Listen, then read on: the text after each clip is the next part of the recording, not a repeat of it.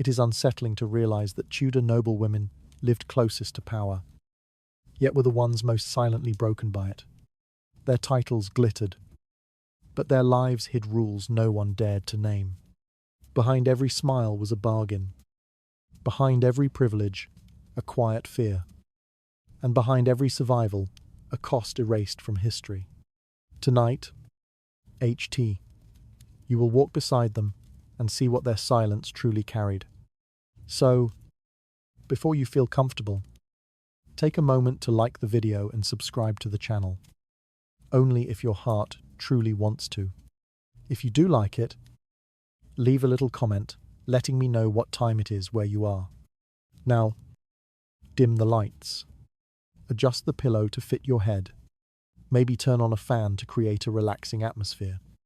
And let's begin this journey together tonight. If one were to look at the legal codes of Tudor England, it might appear that noble women stood under a shield of rights and protections. On parchment, their names were allowed to enter marriage contracts, inherit estates, and hold titles that suggested a measure of autonomy.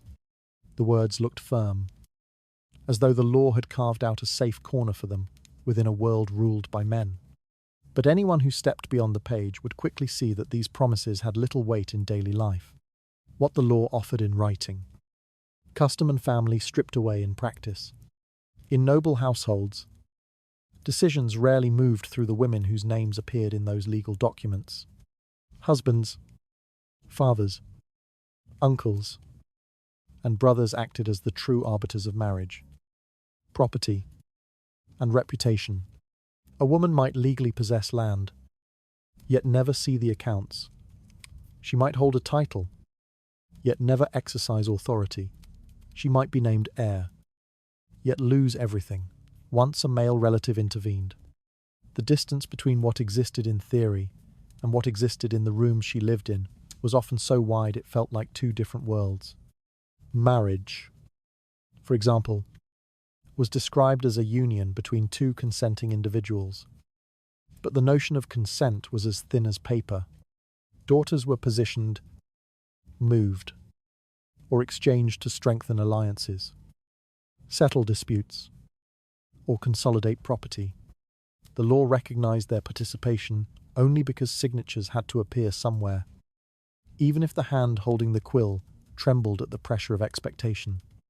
A girl could be bound to a future she neither chose nor understood, and yet her marriage would still be marked as legitimate under the law. Inheritance followed a similar pattern.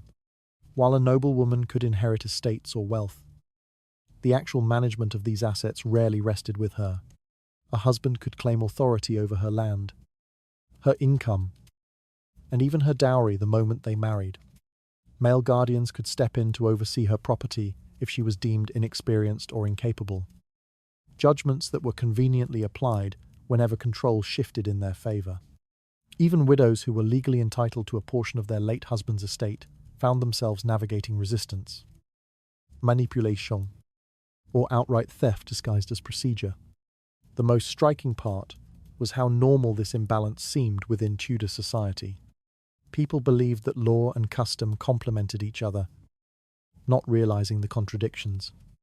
On one side, there was a system that declared women capable of holding property. On the other, a culture that insisted they needed male supervision in all things. Women were praised for obedience and chastised for initiative, leaving them trapped between two expectations that could never be reconciled.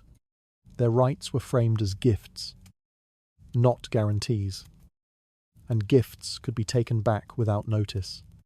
Inside manor houses and courtly residences, this contradiction played out quietly. Documents listing a woman's rights were kept in chests or drawers, yet the authority to use them lay elsewhere. Male relatives walked through halls giving orders, arranging finances, negotiating marriages, and shaping the course of family affairs. Women learned early that asserting their rights could bring suspicion, ridicule, or punishment. The safest choice, often the only choice, was silence. It was not that they lacked intelligence or capability, it was that their world punished any attempt to step beyond accepted boundaries.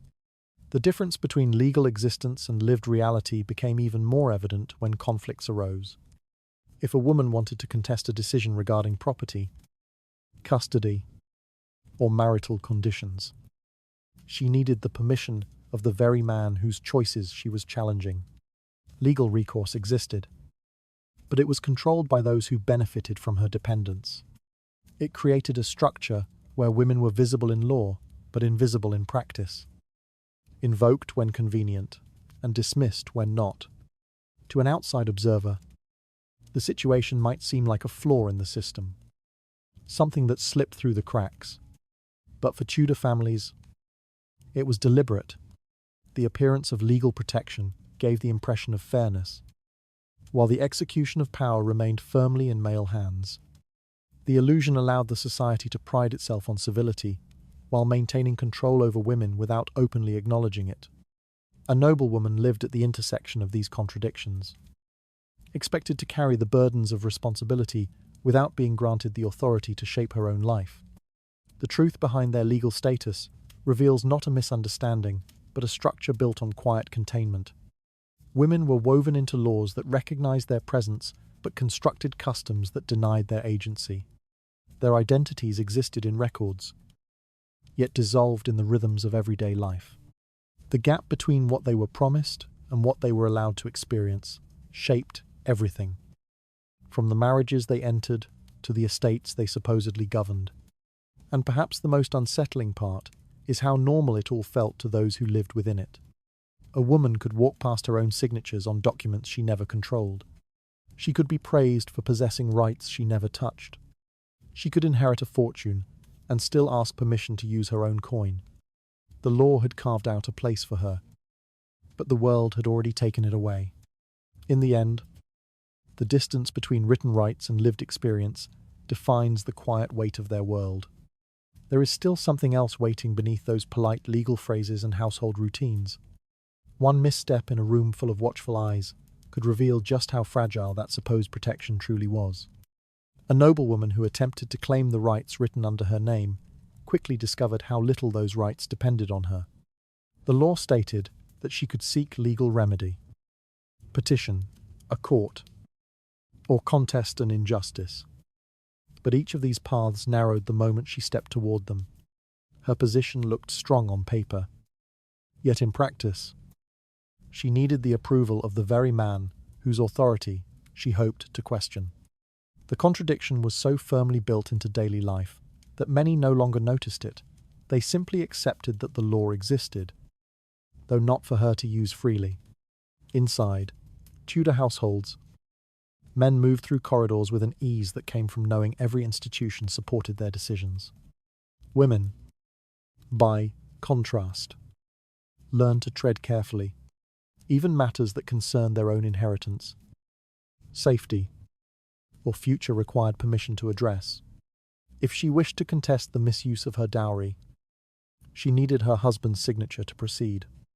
If she wanted to appeal his actions, the court would not hear her unless he allowed it. The structure created a cruel irony.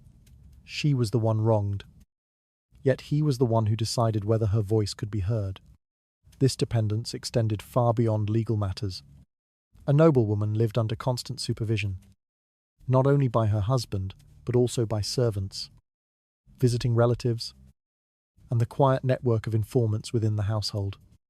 Every gesture, every expression, every choice of clothing became part of an unspoken evaluation. To appear displeased at dinner could spark rumours. To speak too firmly could mark her as troublesome. To move independently could be interpreted as rebellion. She existed within a narrow corridor of acceptable behaviour, where silence and obedience were the safest guarantees of survival. The most unsettling part was how invisible the restrictions could feel. No chains were wrapped around her wrists. No guards patrolled her doorway. The control lay in expectations so deeply rooted that resisting them seemed senseless. A woman could walk across her own estate, yet still feel enclosed. For the boundaries were not drawn on the land, but on her actions. She might hear others speak of her as privileged or protected, though she herself felt the weight of a freedom she could never reach. Even the illusion of inviolability, this claim that she could not be touched, served to disguise the reality of her vulnerability. The phrase was used to suggest respect and dignity, yet, in truth, it marked her as an ornament to be preserved, not a person to be empowered. A noble woman could not be touched physically, perhaps, but she could be monitored, directed, corrected, and silenced without consequence. Her life belonged to the reputation of her family, and that reputation rested on her compliance. Visitors to Tudor courts often remarked on the elegant refinement of noble women, mistaking restraint for contentment. They saw composed faces, careful movements, and polite voices, interpreting them as signs of well-ordered lives. But beneath the stillness lay a constant negotiation. A woman who appeared serene had likely spent years learning how to mask fear, frustration, and longing. Her calm expression was a shield she had sharpened through necessity. She knew that a single misinterpreted glance could destroy her standing, and she lived with that knowledge every day. The households themselves contributed to the quiet pressure. Servants watched their mistresses as closely as they watched their masters, reporting minor irregularities without hesitation. A misplaced letter, an unsupervised walk, or a conversation held in a low voice could all become evidence of impropriety. The woman at the center of this web might sense she was being observed without ever knowing by whom. Control did not require force when the threat of suspicion was enough to keep her still. Society justified these constraints by insisting that they preserved order and virtue. People claimed that women needed guidance, that families remained stable only when men held authority. These beliefs seeped into the legal and domestic spheres alike, creating a system where a woman's obedience was interpreted as harmony, and her silence as proof of moral strength. The truth was simpler and far more stark. The structure worked because it served those who had power, and they saw no reason to alter it. The contradiction between written protection and lived oppression shaped every moment of a noble woman's life. She could look at a legal document bearing her name and feel nothing change within the walls that confined her. The law gave her identity on the page, but the household dictated her existence. She might dream of using the rights assigned to her, yet each attempt reminded her that the permission to act was owned by someone else. Over time, many women learned to stop thinking of the law as something they could use at all. It became a distant promise, like a path they could see but were never allowed to walk. They carried the knowledge quietly, understanding that challenging the structure would bring consequences far worse than the injustice itself. The safest choice was to adapt, to disappear into duty, to move without drawing notice. The gap between appearance and reality grew so wide that the law itself became another instrument of control.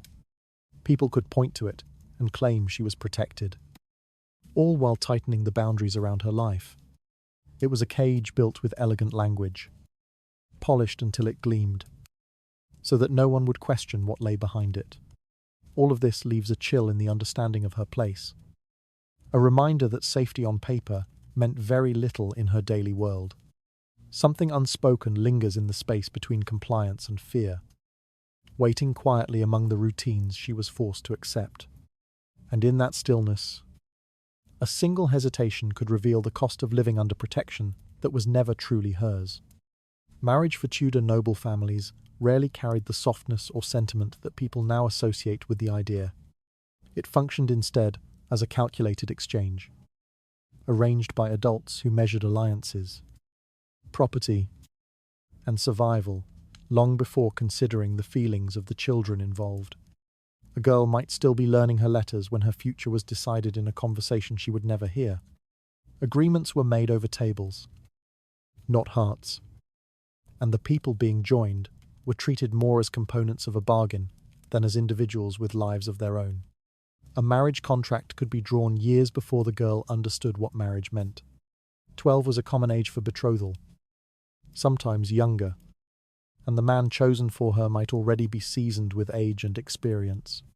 Families rarely questioned the imbalance. It was simply the structure of their world. Once the match was agreed upon, the girl's path narrowed at once, shaping her education, her behavior, and even the way she moved through her household.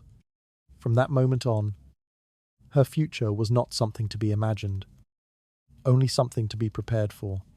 Consent was treated as a formal requirement, yet it carried almost no real weight. A girl raised to obey could not meaningfully refuse, and those arranging the match relied on this. She might nod her head or utter a quiet acceptance, but the decision had already been made long before she spoke. Even if her voice trembled, the contract remained binding.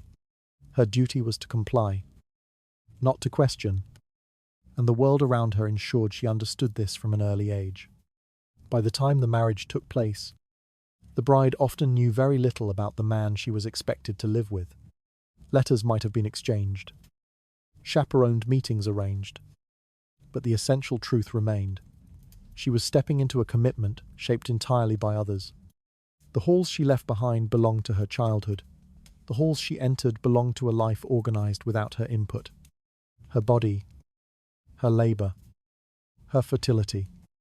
Each became part of a transaction sealed long before she reached adulthood. The families who orchestrated these unions spoke of duty, honor, and lineage, using these words to mask the financial motivations underneath. Land consolidation, political alliances, or the strengthening of social ties were the true currencies. Marriage created bridges or boundaries between families, and a daughter's role was to act as the living link. Her value lay not in who she was, but in what she could connect. Even the festivities surrounding the wedding could not disguise the underlying reality. She was the final clause in a contract. For many young brides, the shift from girlhood to marriage occurred without transition. One day, she was under the guidance of her parents. The next, she belonged to another household, expected to perform roles she had never chosen. Her new family watched her closely, evaluating her conduct, her obedience, and her ability to adapt. The man she married often did not see her as a companion, but as a symbol of alliance, a sign of trust between families. Not an equal, sharing a life. She learned to navigate the expectations placed on her, understanding that acceptance or rejection of her depended on how well she fulfilled a duty she had never agreed to shape. Even the rituals of the wedding reflected the impersonal nature of the arrangement. The bride stood before the altar and witnesses, yet her presence signified the culmination of a negotiation rather than the beginning of a shared emotional life. The church blessed the union, but the blessing felt secondary to the financial and political consequences attached to it. She offered vows that were supposed to define her future, though they had been written long before she spoke them. Her sense of self had little room to breathe inside those words. What made the entire structure more unsettling was the quiet acceptance surrounding it. Families considered themselves responsible when they secured advantageous marriages for their daughters. Communities praised alliances that elevated status or preserved wealth. Even those who felt discomfort rarely spoke against the system, fearing the instability that might arise if daughters were allowed true choice. It created a world where young women were trained to accept futures already laid out for them, and to call this acceptance virtue. Some brides adjusted, not out of happiness, but out of necessity. They learned to read their husband's moods, to navigate unfamiliar households, to carry themselves carefully so as not to disrupt delicate balances. Others faced harsher realities, cold affection, indifference, or expectations that reduced them to extensions of a family's ambition. Love was a rare luxury, and many lived their entire married lives without knowing it. They were told that companionship would grow over time, though for many it never did. The deeper tragedy lay in how invisible their desires became. A noblewoman could walk through her married life without anyone asking what she wanted or whether she feared the man beside her. She might be surrounded by attendants, family, or children, yet remain unseen in the most essential ways. Her presence fulfilled obligations, but her voice held little shape within them. She existed inside a structure that gave her a role but not a choice. And so marriage functioned as both ceremony and confinement. It gave her a new name, new expectations, and new duties. But it rarely gave her autonomy. The families around her congratulated themselves on securing stability, never noticing how much of her life had been sacrificed to achieve it. What remains from all of this is a quiet understanding of how little choice shaped these unions. Something is waiting behind those carefully arranged ceremonies, resting in the silence between obligation and fear. And within that silence, a single, unspoken truth hints at the cost carried by those who entered marriage before they had a chance to understand themselves. Dowry was often spoken of as a woman's blessing, a gift meant to ensure her stability as she moved into a new household. In reality, it slipped out of her hands the moment the marriage contract was sealed. Once transferred to her husband's family, it ceased to belong to her in any meaningful way. She might know the amount, the lands, or the valuables included, but she would never touch them, never manage them, never benefit from them beyond what her new household permitted. The dowry acted as a bridge between families. Yet the woman whose name justified the transaction stood at its center without any control over what passed across it. Inside these grand houses, financial discussions happened behind closed doors where she was rarely invited. Her dowry could support her husband's ventures, repair aging estates, settle debts, or secure political favors. But it would not be acknowledged as hers. Even when her contributions saved a family from ruin, the credit went elsewhere. She might hear her dowry mentioned in conversations, not as a resource she brought into the marriage, but as a tool being used by those who felt entitled to direct it. The law allowed the transfer, custom made the transfer permanent. Inheritance followed the same bitter pattern. A widow was technically allowed to claim a portion of her husband's estate after his death, but families often moved quickly to deny her even this. Male relatives stepped forward to argue that she was unfit to manage the lands, or that the property belonged more rightly to sons, nephews, or brothers. Legal documents could be twisted, wills contested, and her supposed rights dissolved in the noise of competing claims. She might stand present at the reading of a will, listening to words that should have secured her future, only to discover that the household had already decided how little she would receive. If she attempted to argue, she did so from a position of weakness. A widow without allies risked being pushed aside, forced into a reduced allowance, or even removed from the estate entirely. The home she had lived in for years could be taken from her within days. Servants who once answered to her shifted their loyalty to the next male authority. The rooms she walked through became unfamiliar. Not because they changed, but because her position within them had vanished the moment her husband's breath stopped. Her grief was overshadowed by a quiet fear, not of loss, but of displacement. Worse still was the expectation placed upon widows to remarry quickly, as if their worth depended on being attached to a man who could supervise them. Society framed remarriage as protection, but for the widow, it often meant relinquishing whatever faint independence she had briefly held. Any property she might have secured after her first husband's death would usually pass into the hands of her new husband. A second marriage could erase the rights she had struggled to claim, turning her once more into a vessel through which wealth moved, never resting with her. To observers, this system appeared orderly, even practical. Property stayed within the male lineage. Estates remained intact, and families avoided conflict by directing wealth toward those expected to manage it. They overlooked the woman standing at the center, watching resources attributed to her slip past her like water through open fingers. She carried the symbolism of wealth while being excluded from its use. Even when she was named heir, she inherited scrutiny rather than authority, suspicion rather than trust. Young women grew up hearing stories of marriages shaped by dowries and estates determined by the presence or absence of heirs. These stories taught them early that their financial identities were separate from their personal desires. They learned to speak of property as something that moved around them, not something they owned. When they imagined their futures, they did not imagine control, they imagined compliance. Because compliance was what kept the peace. Any attempts to claim their rights risked marking them as difficult, ungrateful, or disloyal, labels that could damage their position irreparably.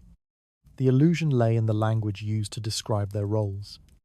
Families spoke of dowry as protection and inheritance as security, but both served the interests of others far more than those of the woman involved. She was told that these gifts existed for her benefit, even as they bypassed her entirely. People praised her fortune without noticing she had no access to it. They admired the wealth surrounding her without asking whether she could choose how it was used. In every conversation, she appeared central. Yet in every decision, she was absent.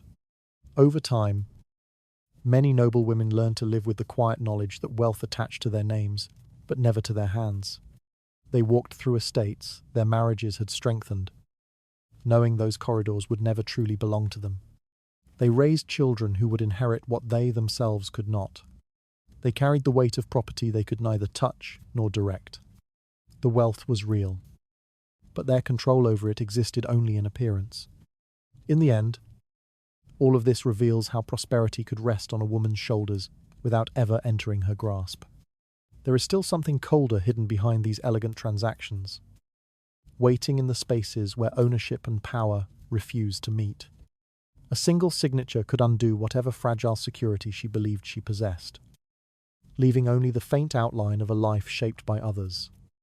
Obedience for a Tudor noblewoman was not presented as a choice or a virtue. It was defined as a legal expectation woven into every aspect of her existence. The vow she spoke during marriage was more than a ceremonial promise. It was a declaration that bound her behavior to the authority of her husband, reinforced by the courts, the church, and the moral judgments of the community surrounding her. The law framed obedience as a natural state, as if compliance were an inherent part of womanhood rather than something demanded and enforced. Within her household, the requirement to obey permeated daily life in subtle but rigid ways. Decisions about finances, travel, correspondence, and even the company she kept were shaped by her husband's preferences. If she expressed disagreement, it could be interpreted not as a difference in thought, but as a moral failing. Disobedience labelled her as untrustworthy, unstably, or dangerous to the order expected of a noble family. The boundary between personal reluctance and legal wrongdoing was so thin that she often could not distinguish one from the other. In public settings, her obedience served as a reflection of her husband's authority. People evaluated her conduct not for her sake, but for what it implied about the household that claimed her. A woman who appeared too assertive or independent risked casting doubt on the strength of her family's leadership. Conversations she participated in, the tone she used, and the subjects she approached were all viewed through this lens. Women understood that even minor missteps could reverberate far beyond their own intentions, shaping how others judged the men around them.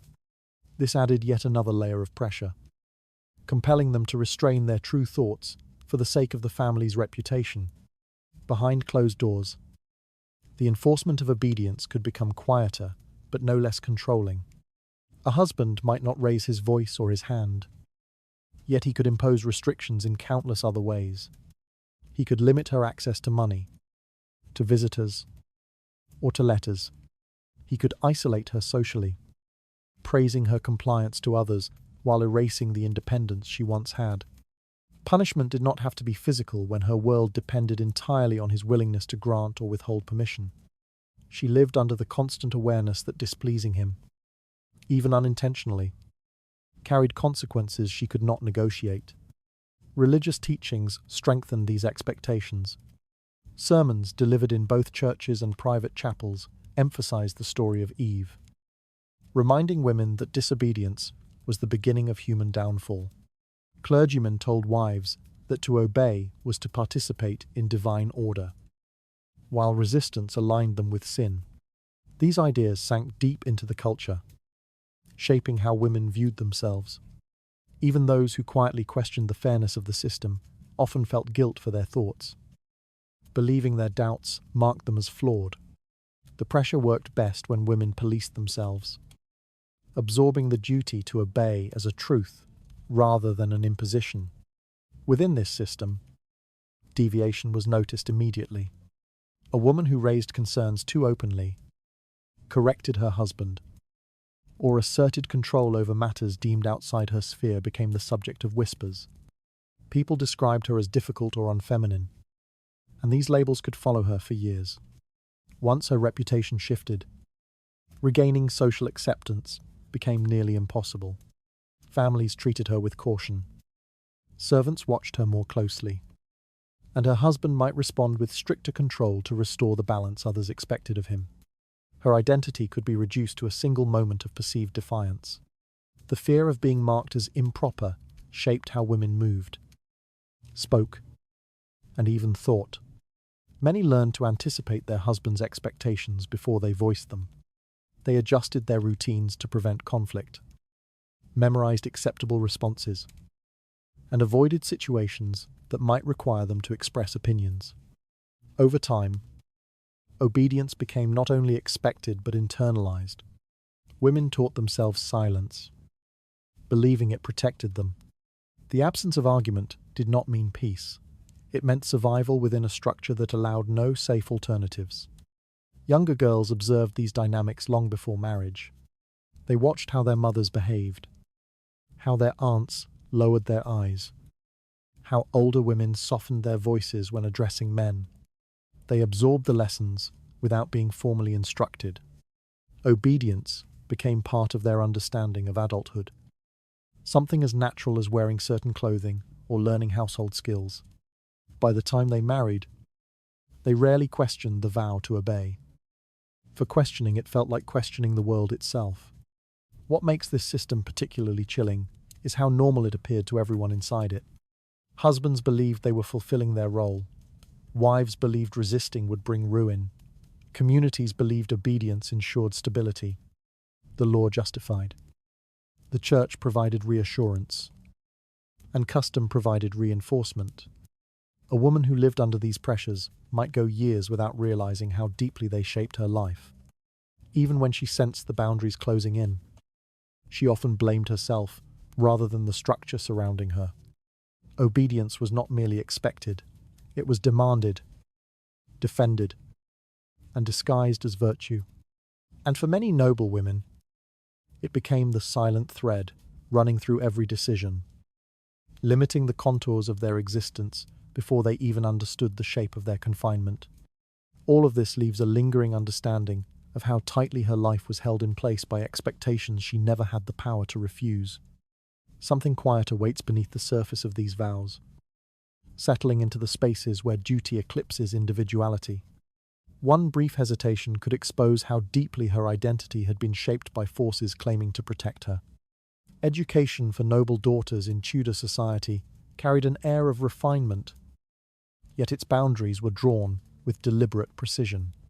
Girls learned languages, music, needlework, and the graceful manners expected of their rank.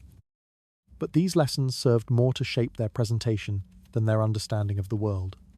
Their tutors praised them for soft voices, careful posture, and a polite command of French or Latin. But the subjects that governed power, a law, governance, and inheritance remained out of reach. The curriculum, crafted for them, was designed not to expand their authority, but to prepare them for obedience within whatever household they eventually entered. Lessons often took place in quiet chambers where girls sat under the watchful eyes of governesses or chaplains. They recited phrases, translated texts, and practiced reading aloud. Yet the content of these readings stayed within narrow boundaries. Literature that sharpened intellect was allowed. Literature that encouraged independence was avoided. works on property rights, royal decrees, or legal structures remained locked away, handled only by men. Even when a girl showed natural curiosity, her questions were redirected towards safer subjects. The issue was not her ability, but the fear of what knowledge might enable her to claim. Silence was one of the first skills they were taught. Silence in conversation. Silence in disagreement. Silence in matters that touched on authority. A noble girl learned early that her voice could be interpreted as defiance. So she practiced speaking softly, answering briefly, and withholding opinions. Tutors corrected not only mistakes in grammar, but also moments when her tone suggested confidence. A girl who expressed herself too directly risked being labelled unfit for the marriage alliances her family hoped to secure. Gentle compliance was praised, curiosity appeared suspicious. Even the study of history was heavily filtered. Girls might learn stories of queens celebrated for their virtue, but rarely of those who wielded power. They read about saints and martyrs, not women who governed or contested laws. Important events were presented as moral lessons rather than political shifts. The narrative emphasized duty, sacrifice, and loyalty, reinforcing the idea that a woman's place was beside the men who shaped the world, not among them. Any history that hinted otherwise remained unspoken, turning the past into another tool for shaping their future obedience. Access to books was monitored closely. Many noble households maintained impressive libraries, yet daughters could not freely explore them. Shelves containing legal treatises, parliamentary records, or commentaries on land rights were considered unsuitable. If a girl wished to read beyond the texts chosen for her, she needed approval from a male guardian, and that approval was seldom granted. The risk was not that she would misunderstand the contents, but that she might understand them too well. Knowledge that expanded a man's power threatened to complicate a woman's expected obedience. These limitations were presented with a veneer of protection. Families argued that education beyond a certain point would burden a girl with unnecessary concerns or make marriage negotiations difficult. They insisted that learning law or politics offered no benefit to someone who would never be allowed to use such knowledge. This reasoning disguised the deeper reality. Restricting her education ensured she remained dependent. A woman who could not interpret contracts or property claims had no choice but to rely on men who claimed to act on her behalf. Over time, the effects of this constrained education became evident in daily life. A noble woman might read Latin poetry yet be unable to decipher her own marriage settlement. She might translate philosophical writings, yet misunderstand the legal terms that governed her dowry.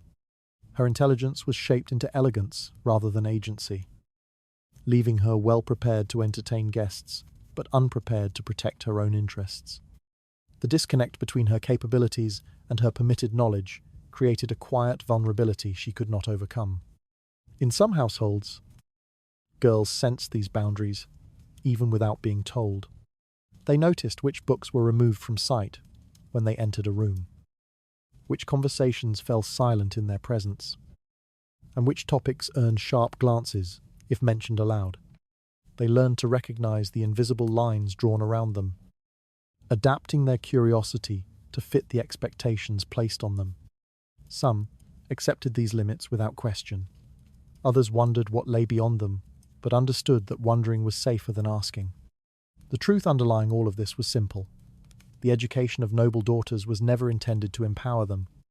It was designed to make them agreeable, graceful, and compliant, qualities that supported their roles in marriage alliances and upheld the social order. Their learning prepared them for a life where they were expected to obey, not to question, to support decisions, not to shape them, to appear accomplished, not to possess real authority. A woman might enter adulthood with fluency in multiple languages, the ability to embroider with precision, and knowledge of etiquette appropriate for royal courts. Yet she remained unprepared for the realities that governed her own existence. The world had taught her how to behave, not how to understand the forces shaping her life. What she lacked was not intelligence, but access. All of this reveals how education became another instrument shaping the boundaries of her world. There is something heavy lingering in the space between what she learned and what she was never permitted to know. Even a single forbidden book on a locked shelf could have altered her sense of self in ways no tutor ever expected. She could recite classical passages with a clarity that impressed every guest who visited the household. Her tutors praised her pronunciation, her memory, and her ability to translate complex sentences from Latin into polished English. These accomplishments served as proof of refinement, markers of the education expected from a noblewoman of her standing. Yet, when a legal document concerning her own property was placed before her, the elegant script might as well have been written in an unfamiliar language. The skills she had mastered so gracefully had no power in the world that controlled her life. Classical learning was considered safe because it remained distant from power.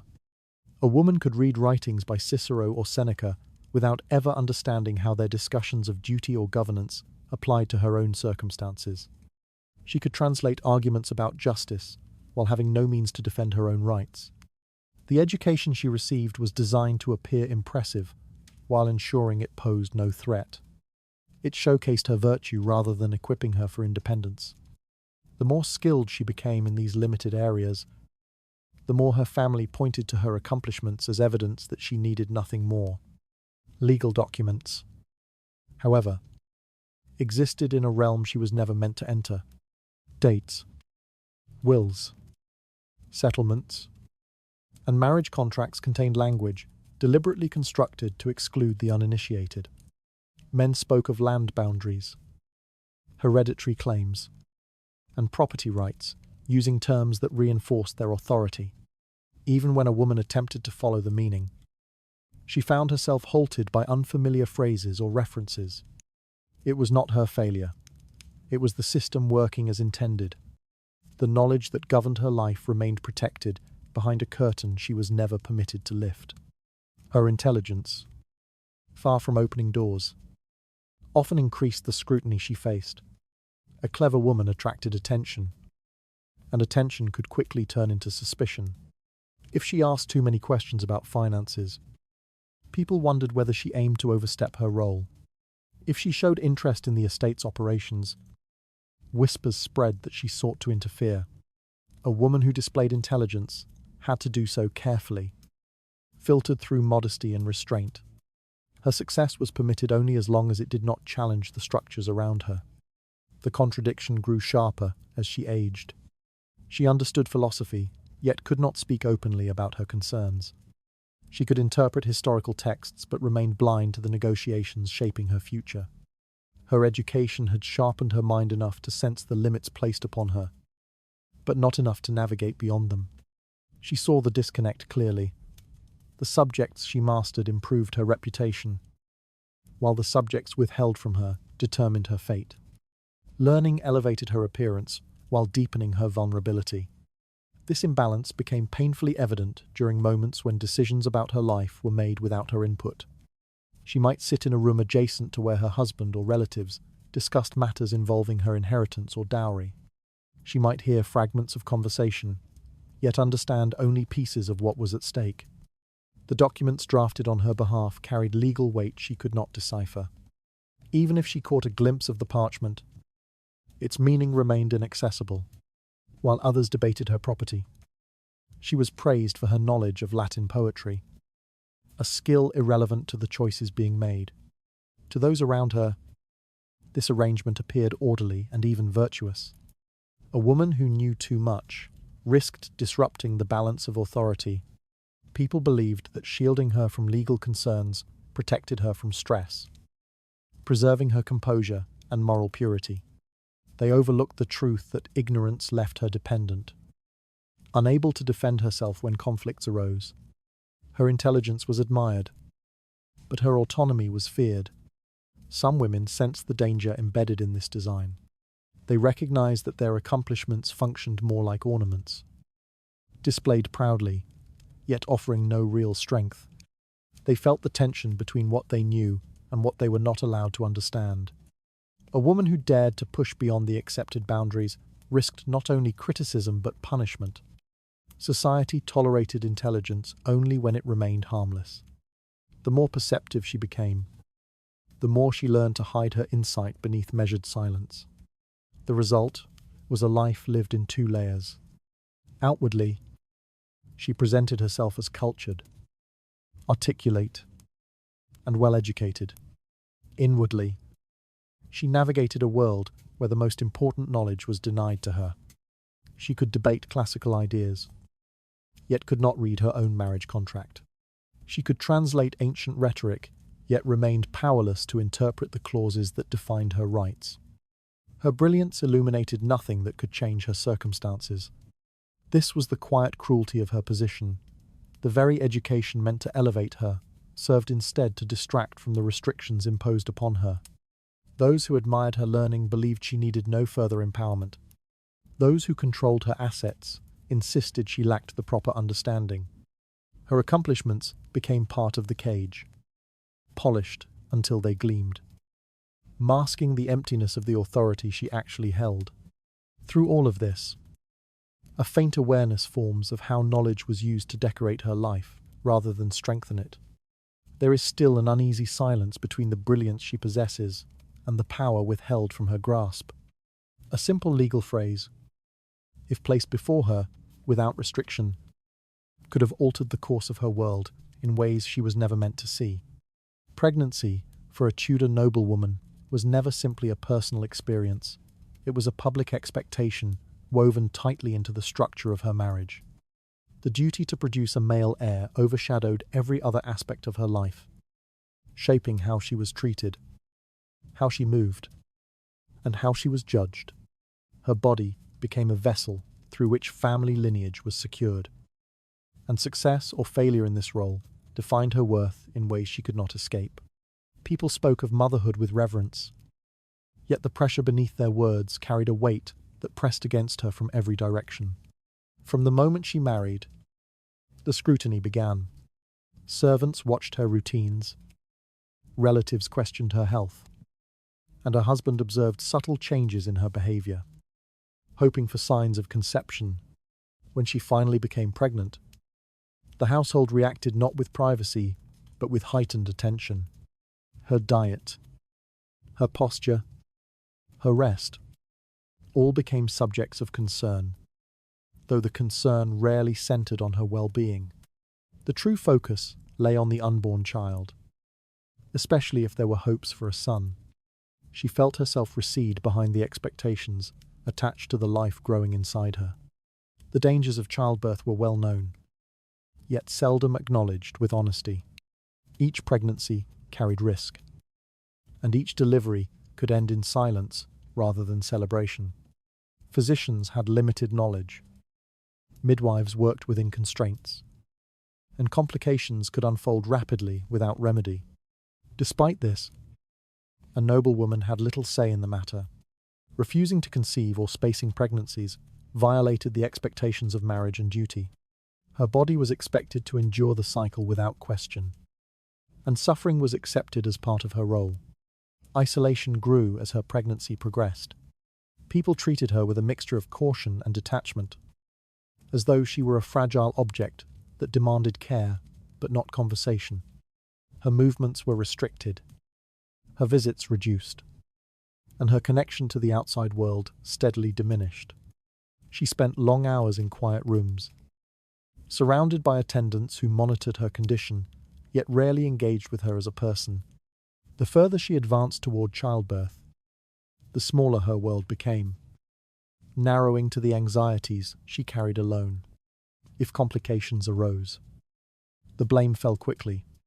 Miscarriage was rarely seen as a medical event. Instead, it became an accusation. People whispered about whether she had walked too briskly, eaten the wrong foods, or allowed herself to become upset. They speculated about her moral character, suggesting that improper behavior invited misfortune. The sorrow of losing a child was not enough. She was expected to explain it, justify it, or repent for it. Her grief became a public matter, interpreted through assumptions about her conduct rather than compassion for her pain. The pressure to produce a male heir added another layer of quiet suffering. A daughter brought temporary celebration, but disappointment followed swiftly. A woman who gave birth to multiple daughters risked being seen as inadequate, regardless of her devotion. If her husband grew dissatisfied, he could seek comfort elsewhere, leaving her to carry the blame for something she could never control. The uncertainty of each pregnancy became a shadow that followed her, reminding her that her value rested not on who she was, but on what she delivered. Even successful births brought their own challenges. Once the child arrived, her role shifted again. She was expected to recover quickly, conceive again soon, and resume a quiet readiness for the next pregnancy. The cycle repeated, with little regard for her emotional or physical exhaustion. She might hold her son proudly, yet feel the fear lingering from her close brush with danger. She might cradle her daughter tenderly, yet sense the unspoken disappointment in the room. The moment of birth, which should have been her triumph, too often became another reminder of the demands placed upon her. The truth behind these expectations remained hidden within domestic rituals and polite speech. People spoke of motherhood with admiration, emphasizing its honor and sanctity, but avoided acknowledging the risks or the loneliness that accompanied it. Women learned to endure in silence, understanding that their fears were not welcome topics of discussion. A noble woman's suffering existed behind the scenes. Softened by the decorum expected of her status, she presented herself with composure. Even when fear tightened around her, each time she felt a movement inside her, or a pain she could not interpret. For many, pregnancy was less an experience of hope than a negotiation between danger and duty. She entered each stage aware of the fragile balance between expectation and outcome, knowing that success could elevate her standing, while failure could erode it entirely. The support surrounding her was conditional, shifting with the prospects of the child she carried. She navigated these uncertainties quietly, holding herself steady in a world that demanded everything from her, while offering very little in return. In all of this, a stark understanding settles over the fragile distance between her duty and her vulnerability. Something is haunting in the quiet rooms where she waits, surrounded by expectations she never chose. Even the softest breath of uncertainty could alter how the world measured her worth before she ever held her child. A noble woman in Tudor society moved through a world where every detail of her presence could be turned into a judgment. Rumors traveled quickly through court corridors and household halls, reshaping her reputation long before she had the chance to understand what had been said. A whisper exchanged between servants, a comment made at a banquet, or a misinterpreted gesture could take on a life of its own. Once a rumor formed, it clung to her name with a persistence she could not escape. Her identity became something others constructed for her, piece by delicate piece, until she no longer recognized the reflection created in their words. The scrutiny followed her wherever she went. People watched her clothing, interpreting the color or cut as a signal of ambition, arrogance, or carelessness. A dress chosen for comfort could be spun into evidence of disrespect. A more elaborate gown could be framed as vanity. Her eyes were observed as closely as her attire. If she looked away too quickly, someone might claim she was hiding something. If she held a gaze too long, accusations of impropriety might form. Even the tone of her voice carried weight. A voice too soft suggested weakness. One too firm attracted suspicion. In court, these assessments multiplied.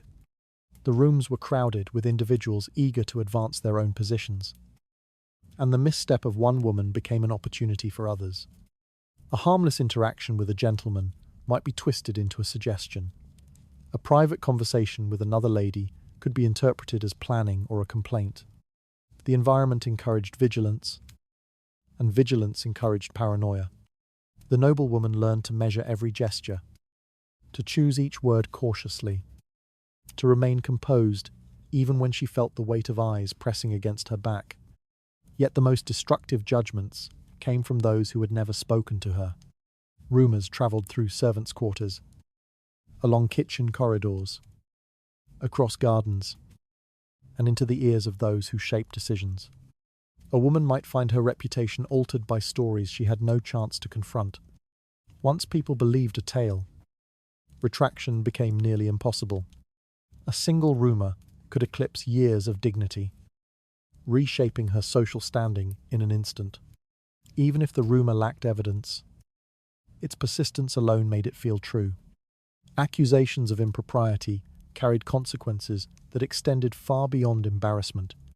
If suspicion reached the wrong person, she could be removed from court, stripped of influence, or pressured to leave her household.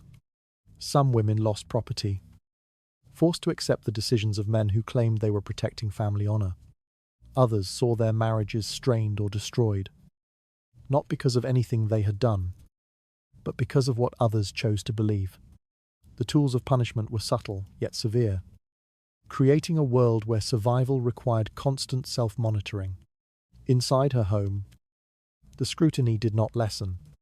Servants obeyed her, yet they also observed her.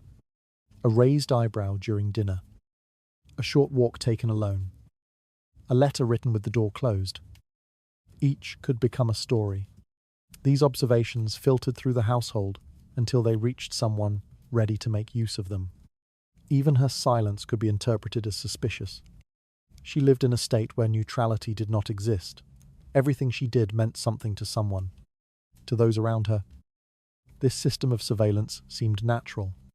People argued that reputation was essential in maintaining order, and that women, being naturally more delicate, required guidance. They claimed that close observation protected her from missteps, as though the scrutiny were a favor rather than a trap. They ignored the quiet fear that settled into her every movement, the constant calculation she made before speaking or acting. They overlooked how their judgments confined her long before any formal punishment took place. Some women adapted, becoming masters of subtlety.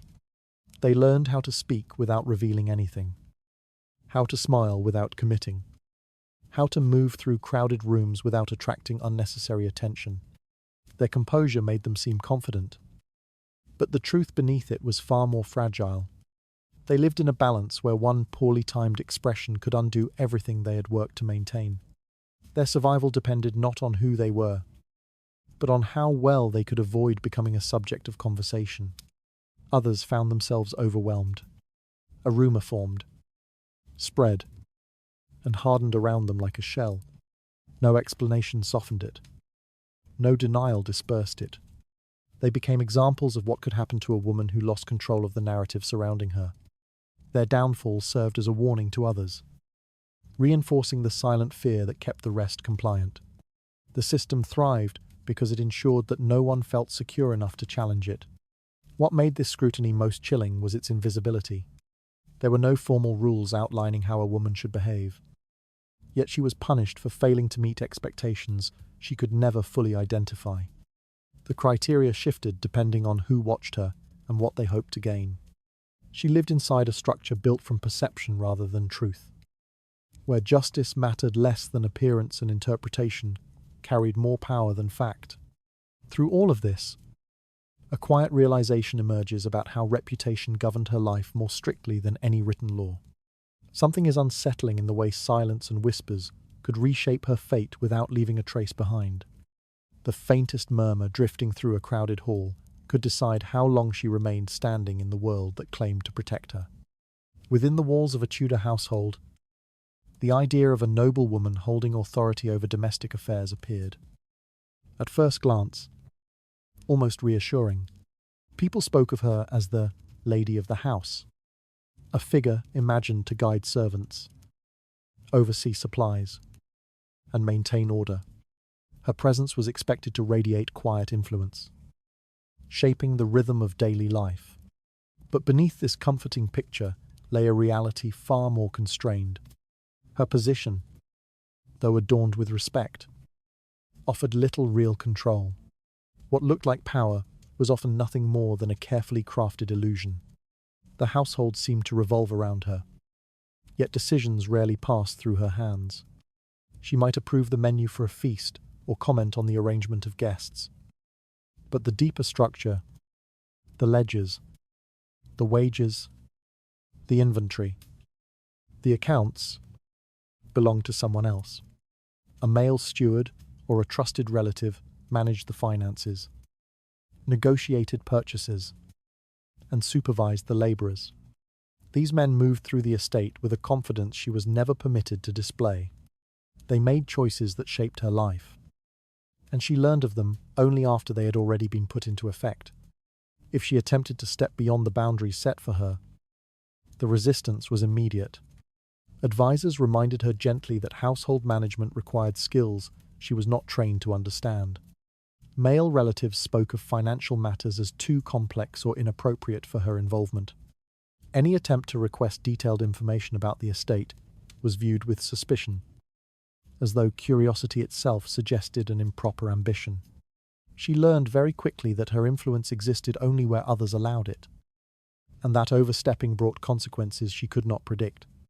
Her authority over servants was similarly delicate. Though they bowed to her and addressed her with titles of respect, they answered in practice to the steward, the bailiff, or her husband's brothers. Instructions she gave might be quietly revised or ignored altogether if a man of higher standing disagreed. She lived in a strange balance between visibility and voicelessness. She was the face of the household, yet those beneath her could override her with a simple gesture from someone above her. The hierarchy was clear. She occupied a position meant to be admired, not obeyed.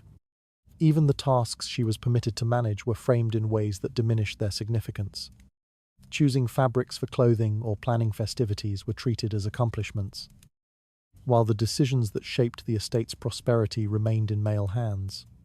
She might be praised for her taste or her diplomacy, but those praises carried little weight when contrasted with the authority exercised by men around her.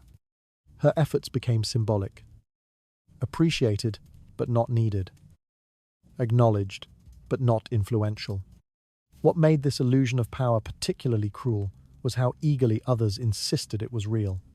People outside the household admired her for her supposed responsibilities, unaware of how carefully limited they were. Guests spoke of her as the guiding presence of the estate, attributing its smooth operation to her leadership. Meanwhile, she stood quietly to the side as stewards and male relatives received reports, handled disputes, and issued orders. She was congratulated for work she had not been allowed to do. The praise felt hollow. Yet she accepted it because rejecting it would only raise questions. Some women attempted to carve out spaces of genuine control. They developed close relationships with key servants, observed routines, and offered guidance in subtle ways. These strategies allowed them to exert influence without appearing confrontational.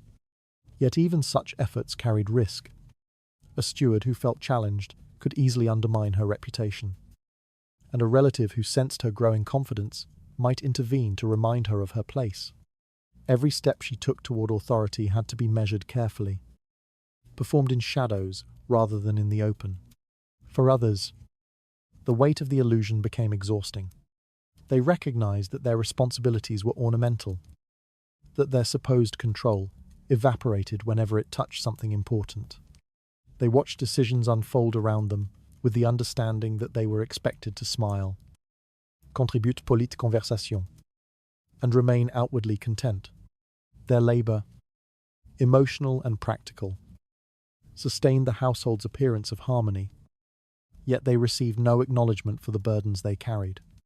The most painful moments occurred when crises emerged, when illness spread among staff, when supplies dwindled unexpectedly, and when conflicts arose between workers. At such times, people turned to her for reassurance, but not for decisions. They looked to her face for calm, to her presence for stability. Yet the solutions were crafted by the very men who dismissed her involvement. She became the symbol of order, but never its architect. To survive this contradiction, she learned to hold her thoughts in silence. She observed everything: the tension between servants, the wastefulness of certain purchases, the mistakes in management, but she voiced little. Her silence protected her from criticism, though it deepened her sense of detachment. She lived in a world where understanding the problem did not grant her the right to solve it, and where demonstrating too much insight invited suspicion. What she carried privately was the knowledge that her authority began and ended with appearance. The household might call her its lady, but the true direction of its affairs flowed through channels she could not access. Her position resembled a beautiful tapestry, admired from a distance, intricate in detail, but unable to alter the structure of the wall upon which it hung. In all of this, a muted truth settles beneath the polished surface of household order. There is something quietly painful in holding a title that promises influence while offering little more than ceremony. Even a subtle shift behind closed doors could expose how little power she truly possessed within the home that displayed her so proudly. Religious instruction shaped a noblewoman's world long before she understood its implications. From childhood, she heard sermons that linked obedience to virtue, weaving her silence into a divine expectation. The church's voice reached into every corner of her life, shaping not only how she behaved, but how she imagined her purpose. Scripture was presented less as spiritual guidance and more as a structure that defined her place beneath the authority of men. Each lesson reinforced a hierarchy she was taught never to question. Preachers spoke gently of a woman's purity, yet their words carried an unmistakable edge. They reminded congregations that Eve's curiosity had brought downfall upon humanity, and that all women carried a trace of that original fault.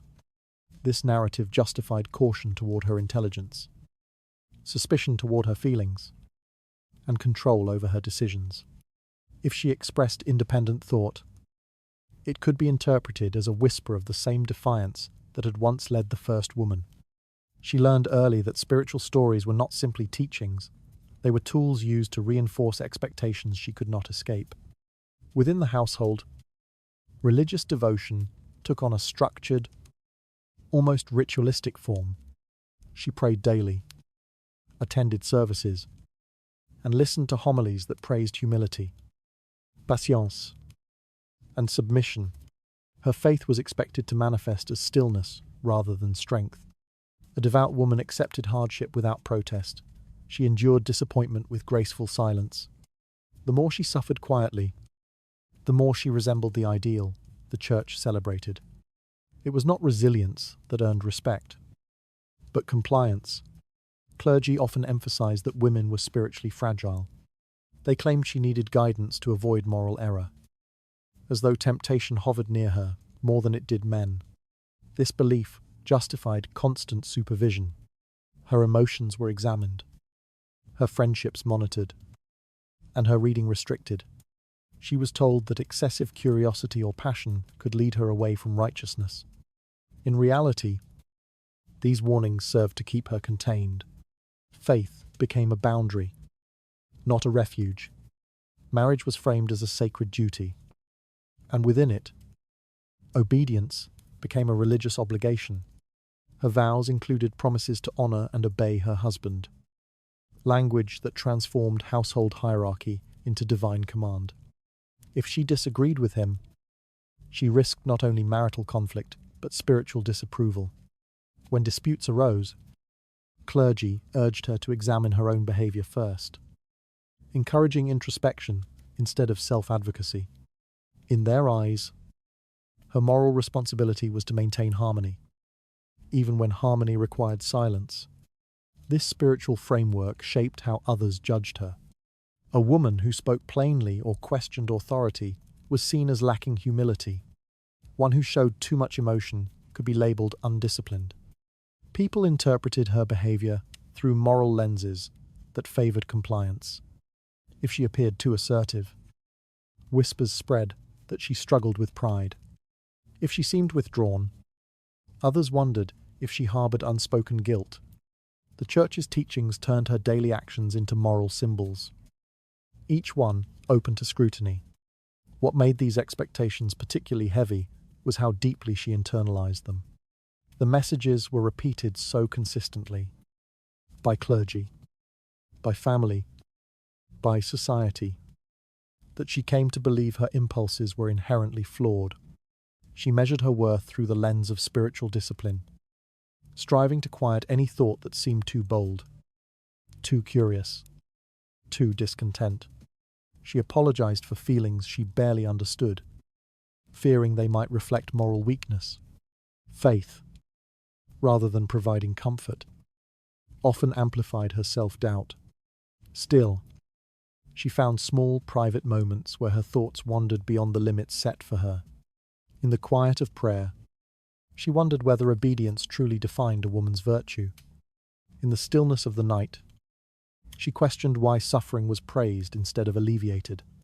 These thoughts flickered like candlelight, a brief, fragile, easily extinguished. She learned to bury them beneath the expectations she carried. The world around her preferred the image of devotion over the substance of understanding. Publicly, she upheld the ideal. She folded her hands, bowed her head, and accepted guidance with practiced grace. But beneath the surface, the weight of moral scrutiny shaped her inner life in ways no one else could see. She feared being judged not only for her actions, but for the thoughts she never voiced. She understood that her spiritual reputation could shift with one misunderstanding, one misplaced gesture, one moment of visible frustration. Her piety was both shield and cage, protecting her from criticism while confining her within roles she had never chosen.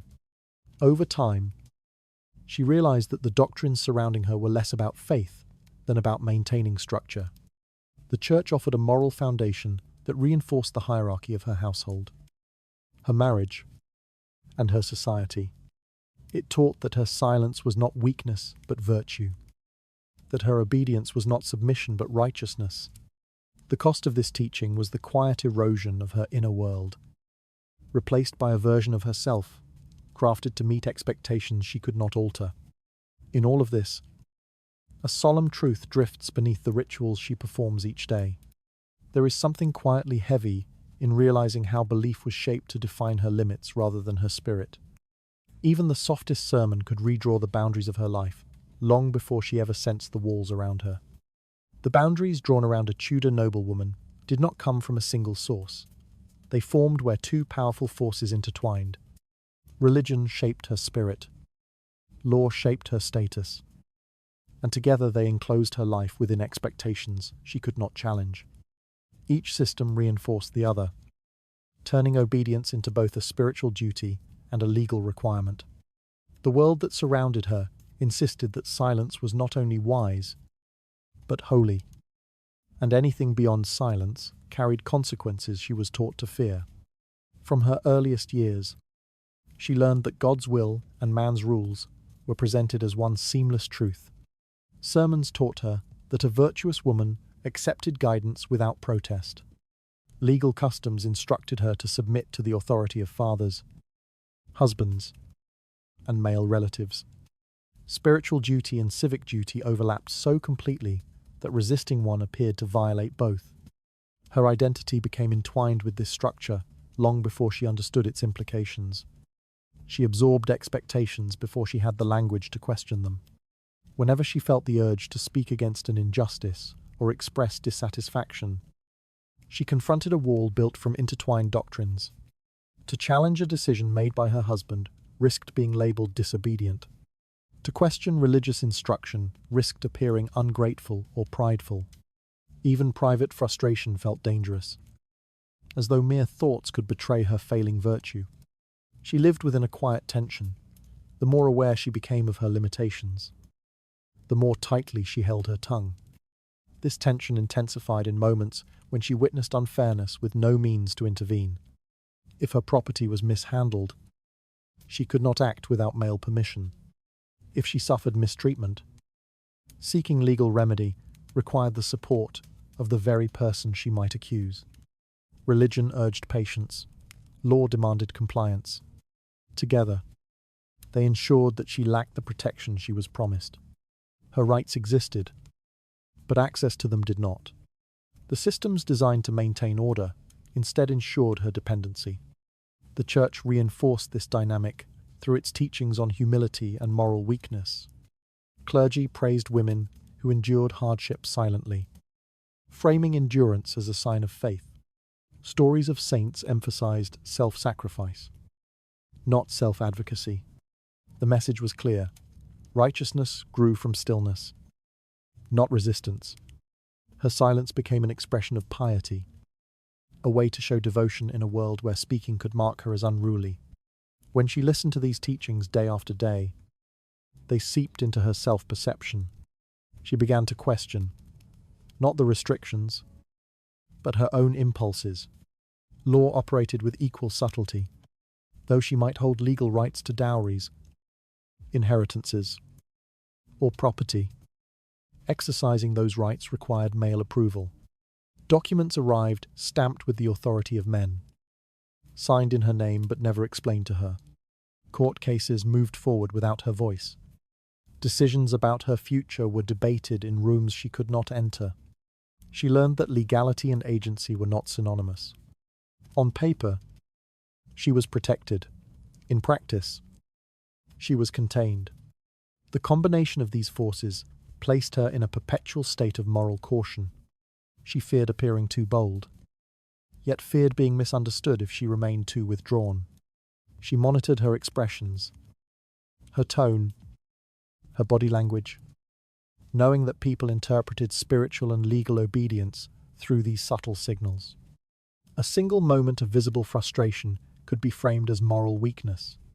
A single hesitant question could be cited as disrespect. Her life became an exercise in careful presentation. In private, however, her thoughts held a different texture. She noticed contradictions that others ignored.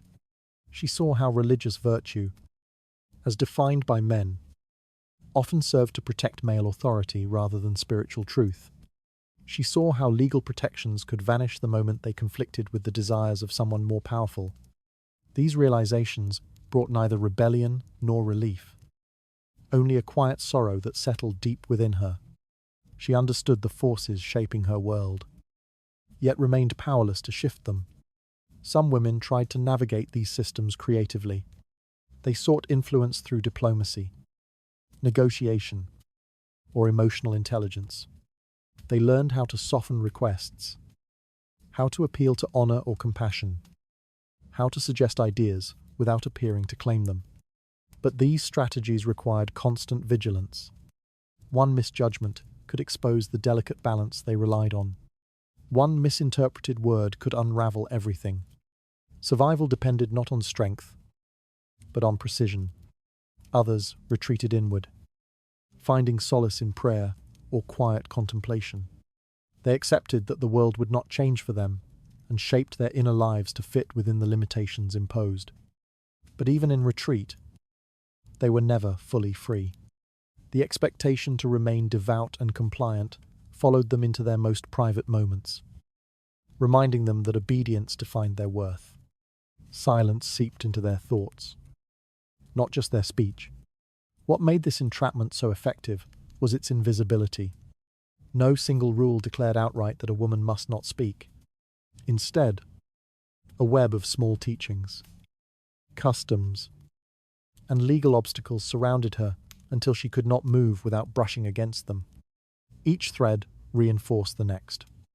And when she finally realized the shape of the cage, she understood why so few had ever escaped it.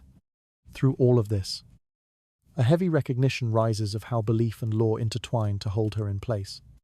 Something is haunting in the way devotion and obedience merged until she could no longer separate them. The faintest whisper of dissent within her own heart could feel like trespassing against two worlds that demanded her silence. Life at court shimmered with a beauty that concealed its sharp edges. A noble woman entering those halls stepped into a world of polished floors, embroidered tapestries, and glittering candlelight. Yet behind the splendor lay a scrutiny more intense than anything she had known before. Every movement she made, every breath she drew, existed beneath the watchful gaze of those who sought advantage. In favor, or weakness, court life promised prestige, but the cost of maintaining it rose quietly around her, shaping her days into careful performances. The air in the palace seemed alive with observation. Courtiers evaluated her dress, her posture, her expressions, searching for signals that could be twisted into rumor or opportunity. A gown chosen with the wrong color could be interpreted as alignment with an unfavorable faction. A momentary hesitation, while greeting another, could ignite speculation about hidden grievances. The atmosphere required constant vigilance. Nothing she did remained unnoticed. What appeared to be a life of luxury quickly revealed itself as a stage on which every gesture carried consequences. Small mistakes, harmless in another setting, became dangerous here. A misplaced comment during a banquet, a smile exchanged at the wrong moment, or an innocent misunderstanding could escalate into accusations of impropriety or disloyalty. Reputation in court was fragile, sustained by impressions rather than truth. Once damaged, it rarely recovers. Whispers travelled fast, seeping through corridors and across chambers, reshaping how others perceived her long before she had a chance to defend herself. A single misstep could cast a shadow that followed her endlessly. The pressure deepened as court politics wove themselves into her personal life. Marriages among noble families rarely arose from affection. More often, they served as strategic tools to forge alliances, secure lands, or strengthen loyalties. A noble woman became an asset within these negotiations, valued for her connections rather than her desires. Her future might be decided in a conversation she was not invited to join, exchanged between men for reasons she would never fully know. She was expected to accept these arrangements with grace, even when the path chosen for her carried sorrow, angere, or profound isolation. Within this environment, she learned that her presence served a purpose larger than herself. She existed as both symbol and resource, displayed to reinforce her family's status, used to cement agreements, and judged continuously for the stability she could bring through marriage. Her feelings held little weight compared to the political value attached to her name. If she hesitated or resisted, she risked appearing ungrateful or disobedient. The obligations of her rank pressed down on her until compliance felt like the only safe option. The court's grandeur did little to soften the sense of confinement. Though she walked through magnificent halls, her path remained narrow. Her conversations required caution. Her friendships demanded calculation. Even her expressions had to be measured. A moment of fatigue could be interpreted as contempt. A quiet step away from a conversation could spark rumors of secret alliances. She lived in a state of performance, shaping herself constantly to align with expectations she could neither question nor escape. Some women adapted quickly, mastering the subtleties of courtly behavior. They learned to speak in polished phrases that revealed nothing, to smile without commitment, to navigate crowded gatherings with an elegance that concealed their fear. They developed alliances carefully, understanding that loyalty shifted with political tides. But this mastery came at a cost. They grew accustomed to hiding parts of themselves, burying honesty beneath layers of caution. Their brilliance shone outward, but their inner lives dimmed beneath the pressure. Others found themselves overwhelmed by the unrelenting observation. Court life magnified their uncertainties, exposing them to judgments they could neither control nor predict. They discovered that kindness could be mistaken for weakness, and confidence mistaken for ambition. They realized that friendships could dissolve instantly if political winds shifted. Isolation settled over them, even as they stood surrounded by people. The palace, despite its splendor, felt increasingly like a labyrinth with no safe corners. Marriage negotiations added another layer of vulnerability. She might find herself promised to a man who viewed her not as a partner, but as a strategic advantage.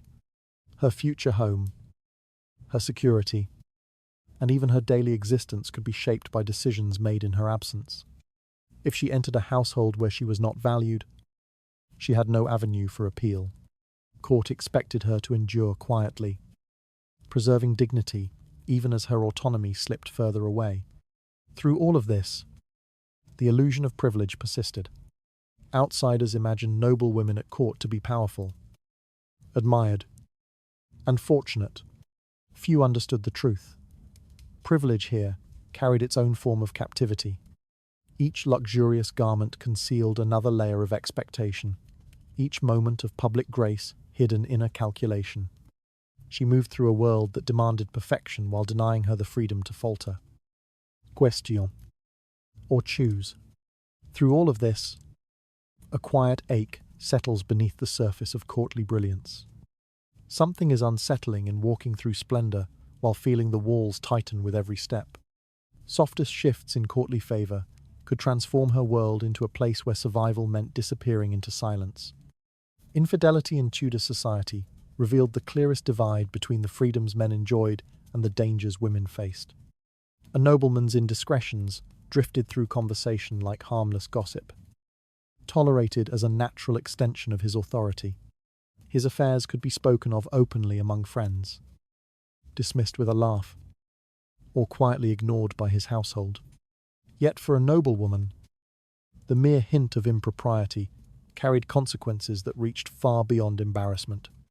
Suspicion alone could place her life under threat, turning private emotion into public judgment with a speed she could not outrun. A husband who sought companionship outside his marriage faced no meaningful repercussions. His behavior might strain the household, but society accepted it as an inevitable expression of masculine privilege. People spoke of men as naturally inclined toward desire, framing infidelity as a flaw too ordinary to condemn. His reputation remained intact, his status untouched. Even when his affairs were well known, the narrative shifted to excuse his choices, blaming boredom, ambition, or the pressures of courtly life.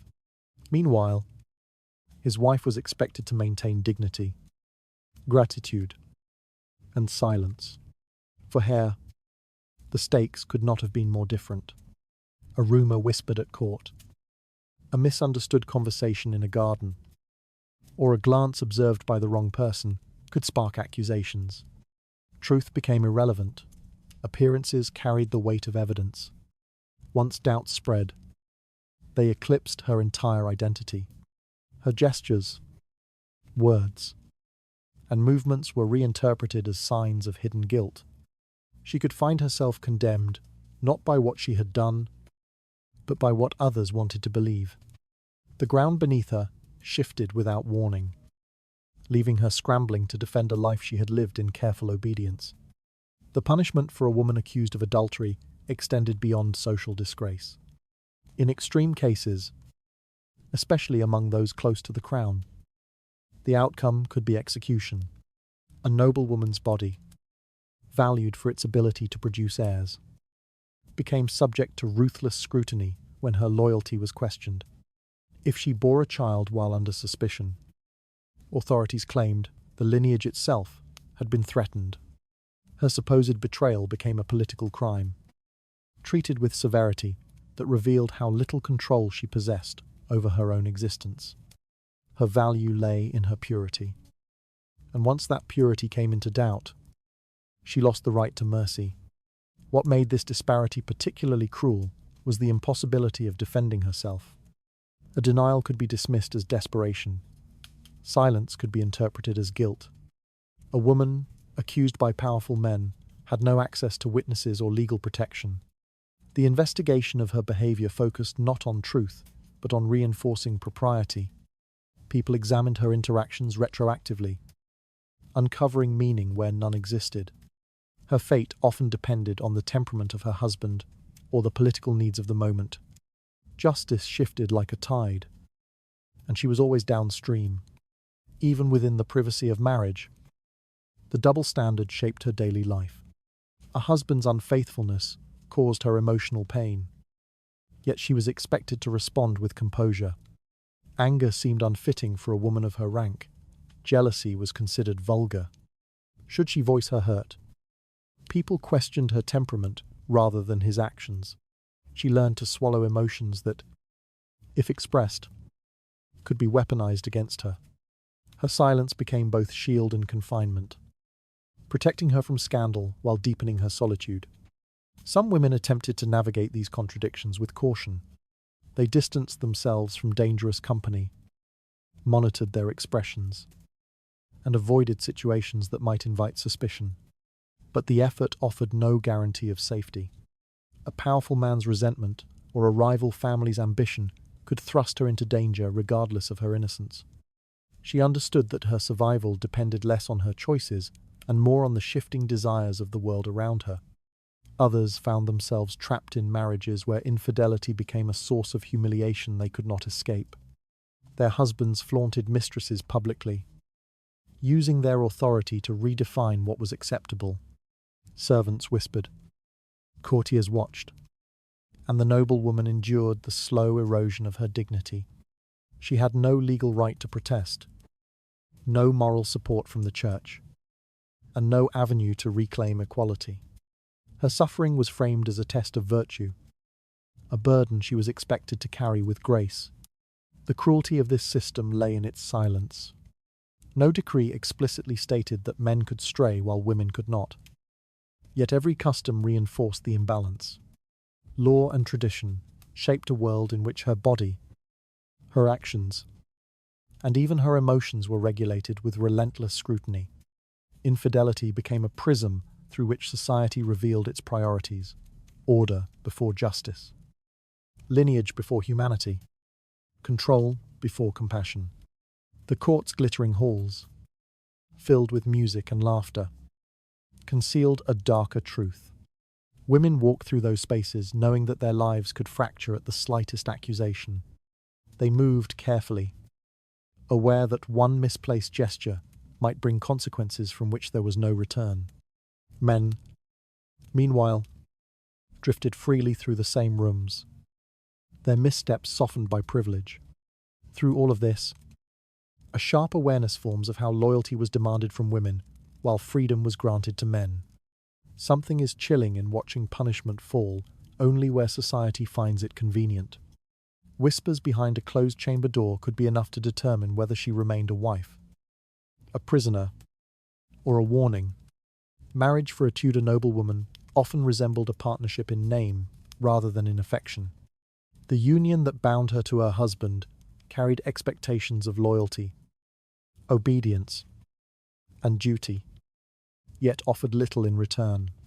Her husband moved freely through the world, attending court, managing estates, negotiating alliances, and surrounding himself with company that affirmed his status. She, meanwhile, remained within the quiet corridors of their household, waiting for moments that rarely belonged to her. The distance between them grew not from conflict, but from the simple reality that his life was expansive and hers was contained. In the early days of marriage, she might hope for companionship, imagining that familiarity would soften the divide between their worlds. But routine settled in quickly.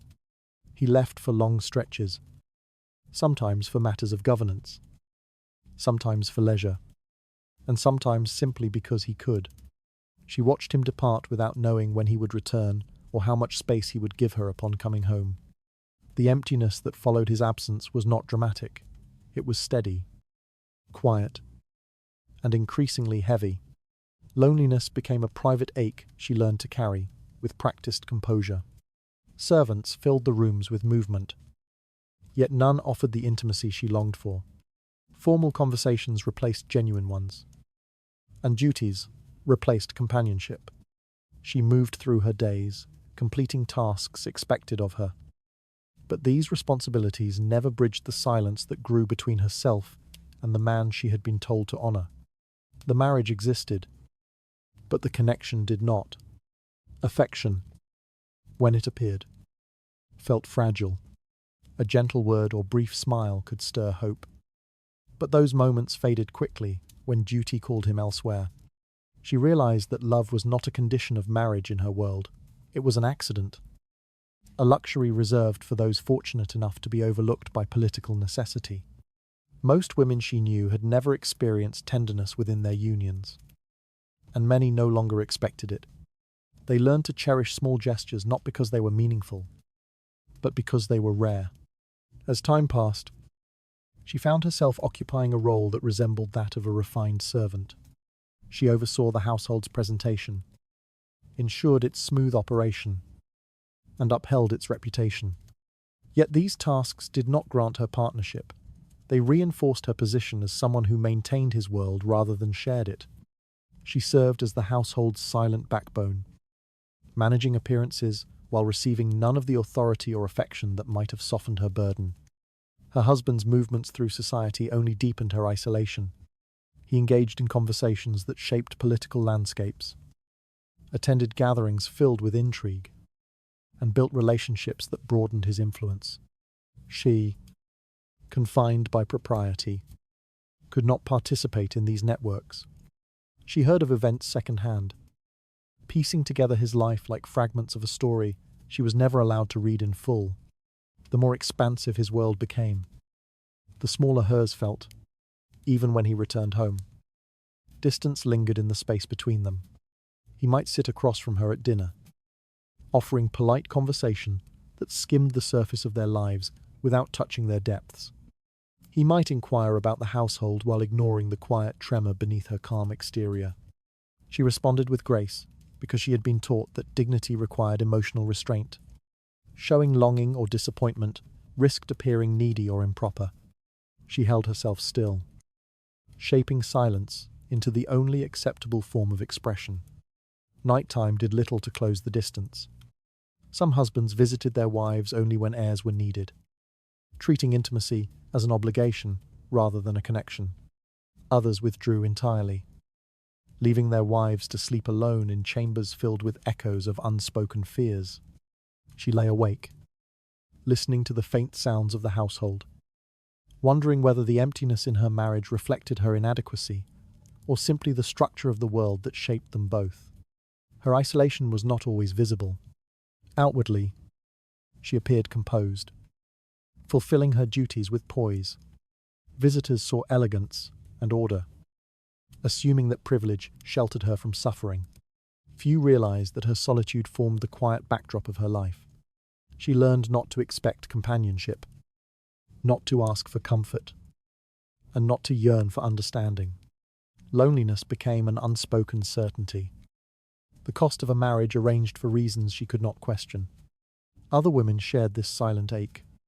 They exchanged polite smiles at gatherings, each recognizing in the other a hollow space familiar and unacknowledged. Their conversations skirted the truth, wrapped in the language of duty and propriety. They understood that speaking honestly about marriage could be dangerous. Dissatisfaction risked being labeled disobedience.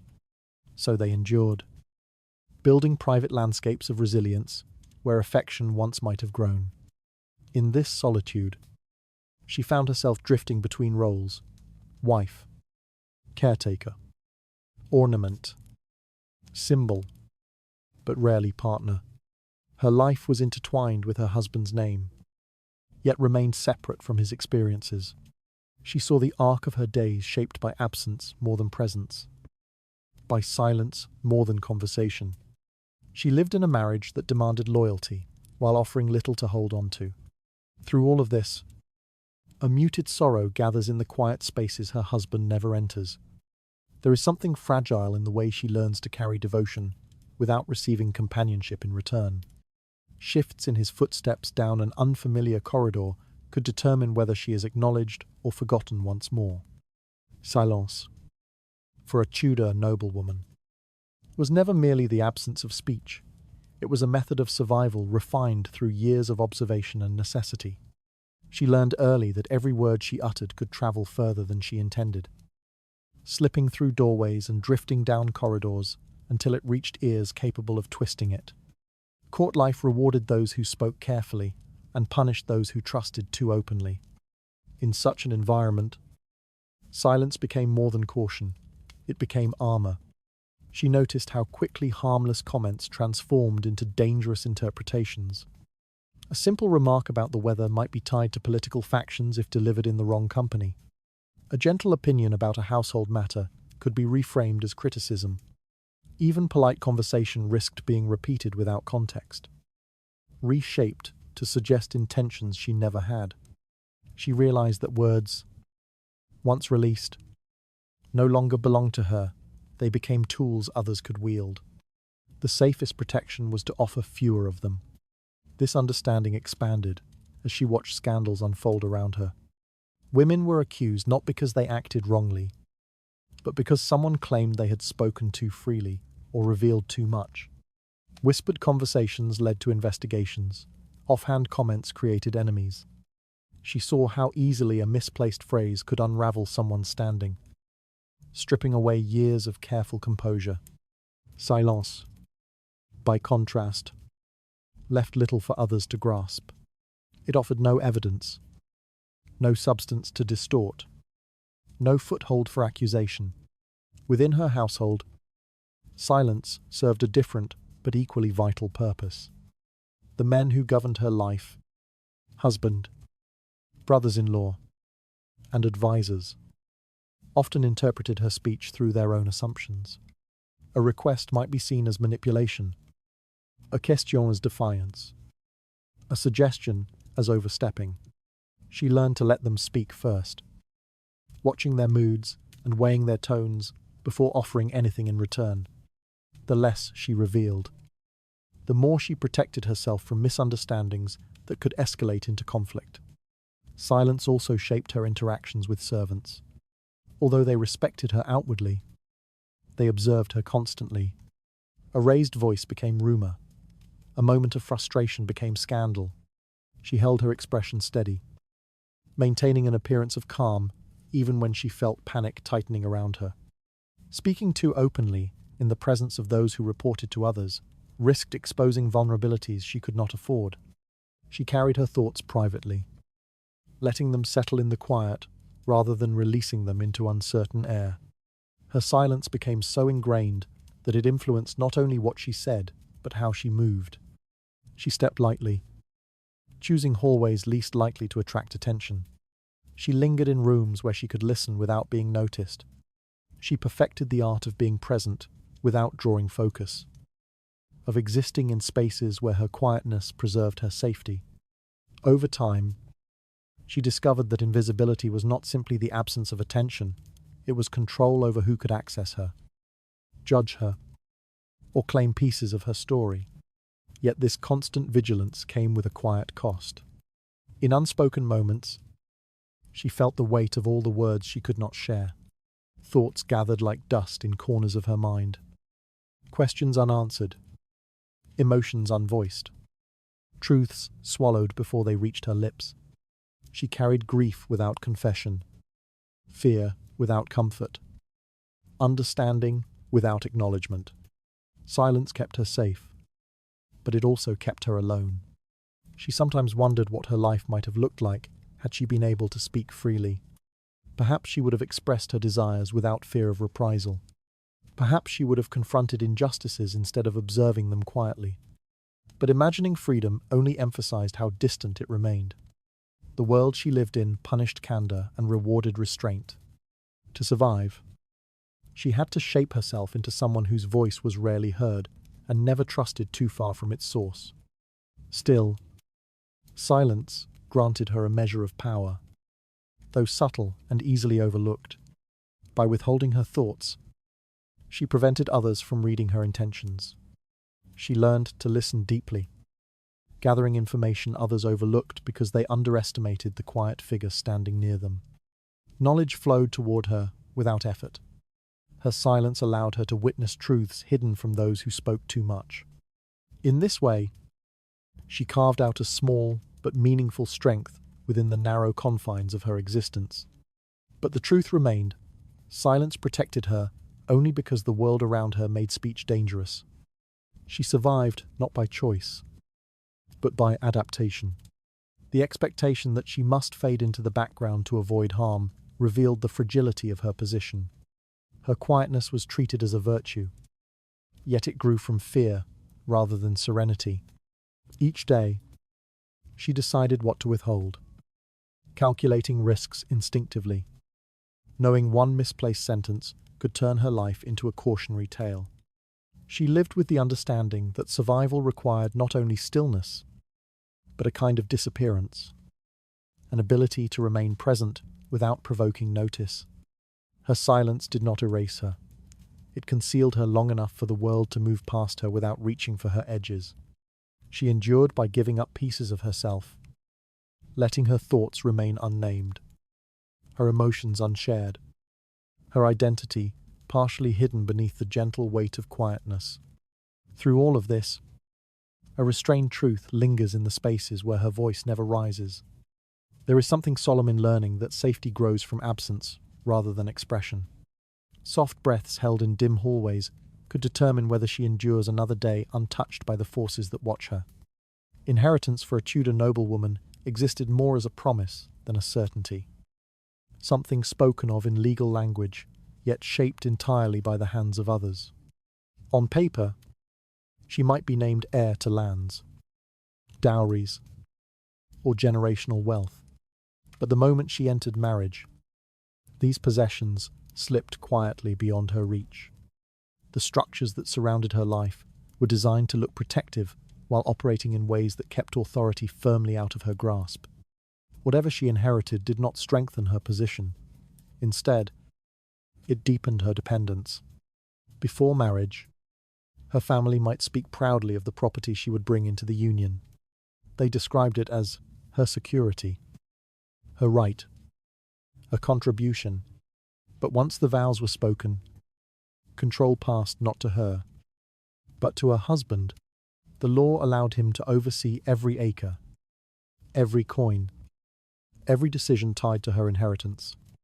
She became a symbolic owner, praised for her lineage, yet denied the autonomy that lineage should have afforded. Even signing documents required his approval, turning her legal identity into something fragile and conditional. The merging of assets after marriage was presented as natural, an act of unity that demonstrated loyalty. In practice, it erased her financial independence. Her dowry, carefully assembled by her family, strengthened her husband's household rather than her own position. The lands or income she inherited folded seamlessly into his estate, managed by stewards who answered only to him. She could request information, but she could not enforce her wishes. What belonged to her in name belonged to him in reality. When disputes arose over land or property, she found herself without a meaningful place in the conversation. Male relatives argued, negotiated, and settled matters while she stood at a distance. Her presence acknowledged, but her voice dismissed. She was the subject of inheritance, not the participant in it. Decisions concerning her wealth shaped her life, yet she was expected to accept them with quiet gratitude. The world praised her for what she brought into marriage, but refused her any authority over its use. This imbalance became even clearer when considering daughters. While sons were positioned as natural inheritors, the daughters lived with the constant understanding that they might be written out of wills entirely. Families justified this exclusion as practical. Lands needed to remain intact. Names needed heirs. But the effect was unmistakable. A daughter's future often depended on her marriage prospects rather than her birthright. She learned from childhood that her access to wealth was conditional, tied more to the choices of men than to the value of her own life.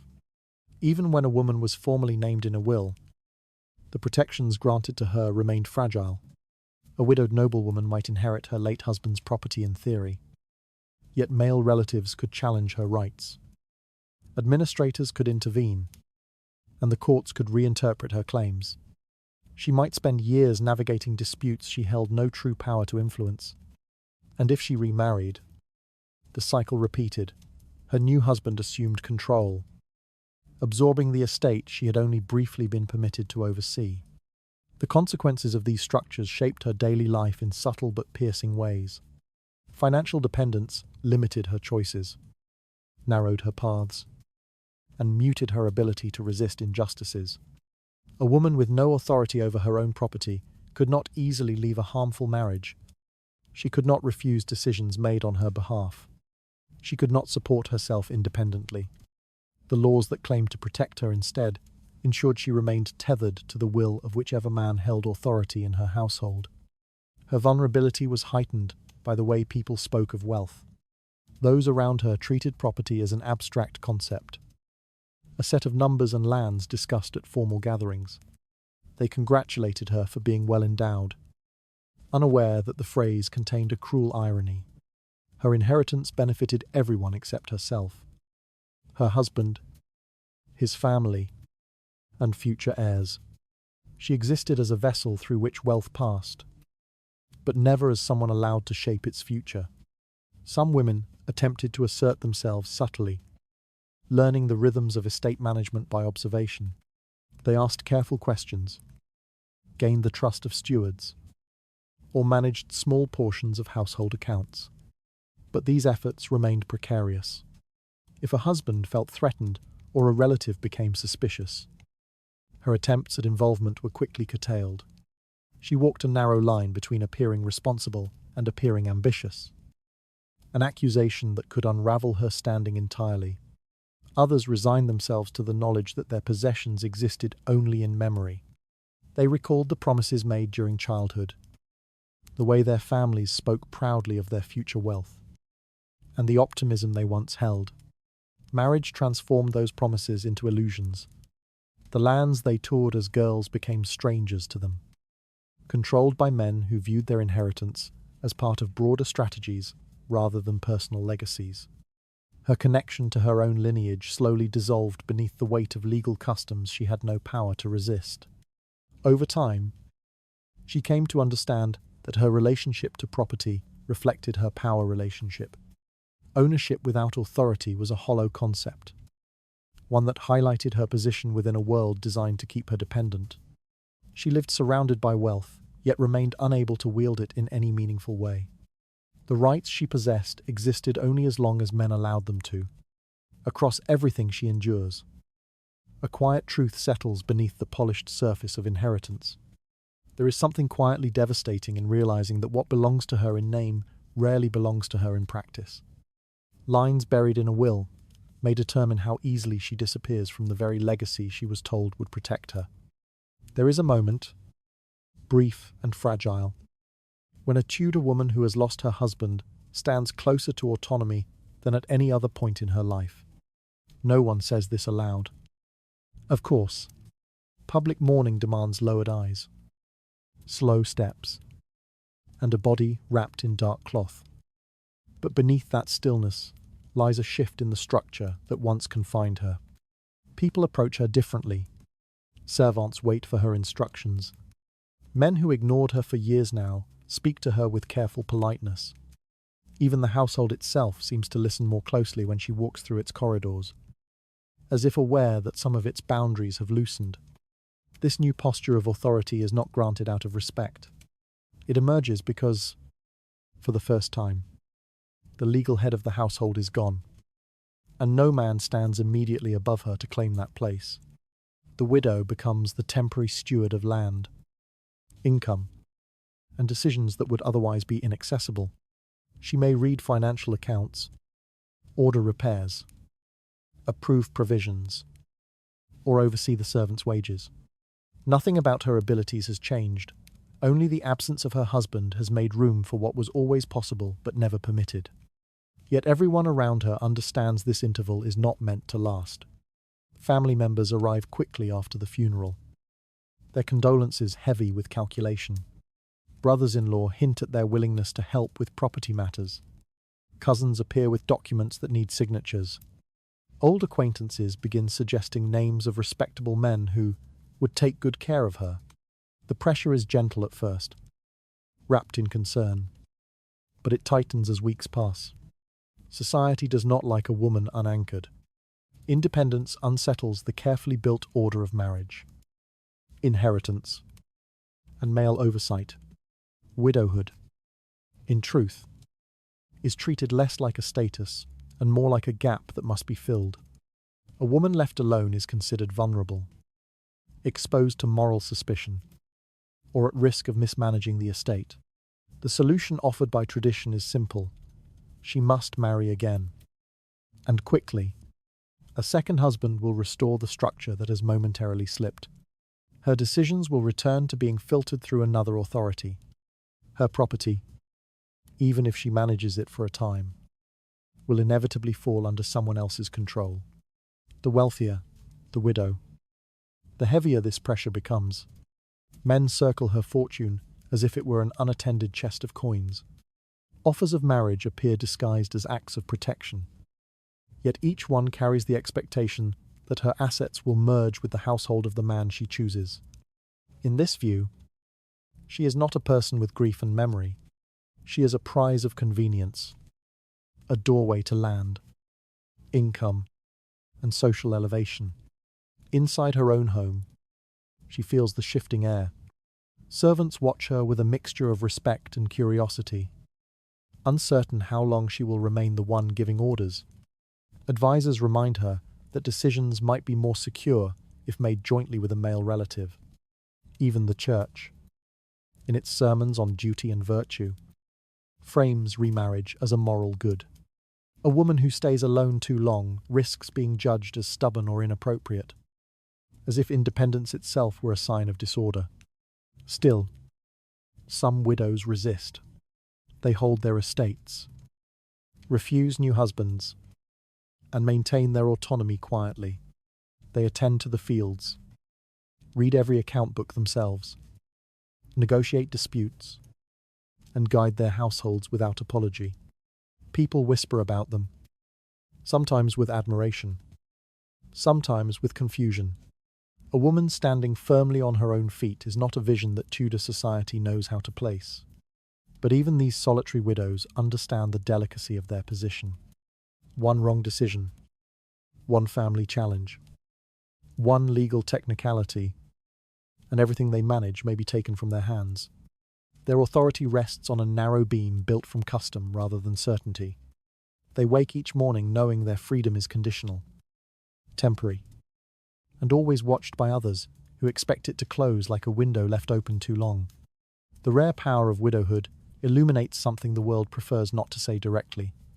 A woman gains room to breathe only when the person meant to guide her is gone. Her silence is still expected. But the tone shifts. She is no longer merely a wife holding a background role. She becomes the keeper of a household's survival. Even as society hurriedly seeks to assign her that role, only until a man is ready to take it back, across the thin freedom granted to her. Widowhood offers a kind of power that feels borrowed rather than earned. There is a strange tension in watching autonomy appear only after the man who limited it is gone. Paths waiting beyond her mourning veil may expose how quickly that fragile authority can be claimed by others. There are moments in Tudor households when the quiet weight of motherhood seemed to press more heavily than any other duty placed upon a noble wife. She carried the child, endured the long stretch of pregnancy, survived the unpredictable dangers of childbirth, and held the infant first against her own skin. Yet the authority to shape that child's future slipped from her hands almost immediately. Within those grand houses, lined with tapestries and polished wood, motherhood existed less as power and more as obligation, a duty filled with tenderness but drained of control. She was expected to love, to soothe, to present the child to the world, but not to choose what that child would become. The moment a son was born, he was gently lifted from her arms and placed into the orbit of men. Father, tutors, religious instructors, each responsible for crafting him into a figure who would inherit lands, titles, and alliances she herself had no say in. A daughter remained physically closer, yet was shaped by forces just as rigid, pushed into the same narrow mould that had once constrained the mother herself. In these homes, affection belonged to women, but authority did not. A noble wife might watch her son learn to ride, to read, to negotiate, to command, all skills taught under the supervision of men who barely acknowledged the woman who had given him life. A son's mind was the property of the lineage, not of the mother. His talents were cultivated as an investment. His achievements counted as proof of the house's strength. She could offer praise in the hall or a comforting hand during illness. But she was expected to step back whenever decisions were made. Her opinions on his education, his future marriage, and his moral guidance were treated as sentimental, not substantive, and if she attempted to push beyond those invisible fences, her resolve would be met with polite dismissal or quiet reprimand, as though she had forgotten her place. A daughter's path, too, lay beyond her control. The young girl's lessons in stitching, dancing, piety, and quiet endurance were overseen by women appointed by male relatives, not by the mother herself. Even the shaping of a daughter into a proper noblewoman followed traditions that left little room for personal influence. A mother might hope to protect her daughter from the stifling rules that had bound her, but hope was rarely enough. The girl would be taught to smile without speaking, to obey without question, to accept the politics of marriage as though she were born understanding its inevitability. And the mother, watching from the corner of the room, she could do little more than witness the slow repetition of her own life, unfolding in the child she had once held so closely. In many families, naming the child, perhaps the most intimate gesture a parent might offer. I was not her choice either. A son might be named after an ancestor, a patron, or a political ally. His identity decided before she even recovered from childbirth. A daughter's name could be chosen to honor some distant relative or to strengthen a tenuous family connection, leaving the mother's wishes quietly brushed aside. It was a strange kind of erasure.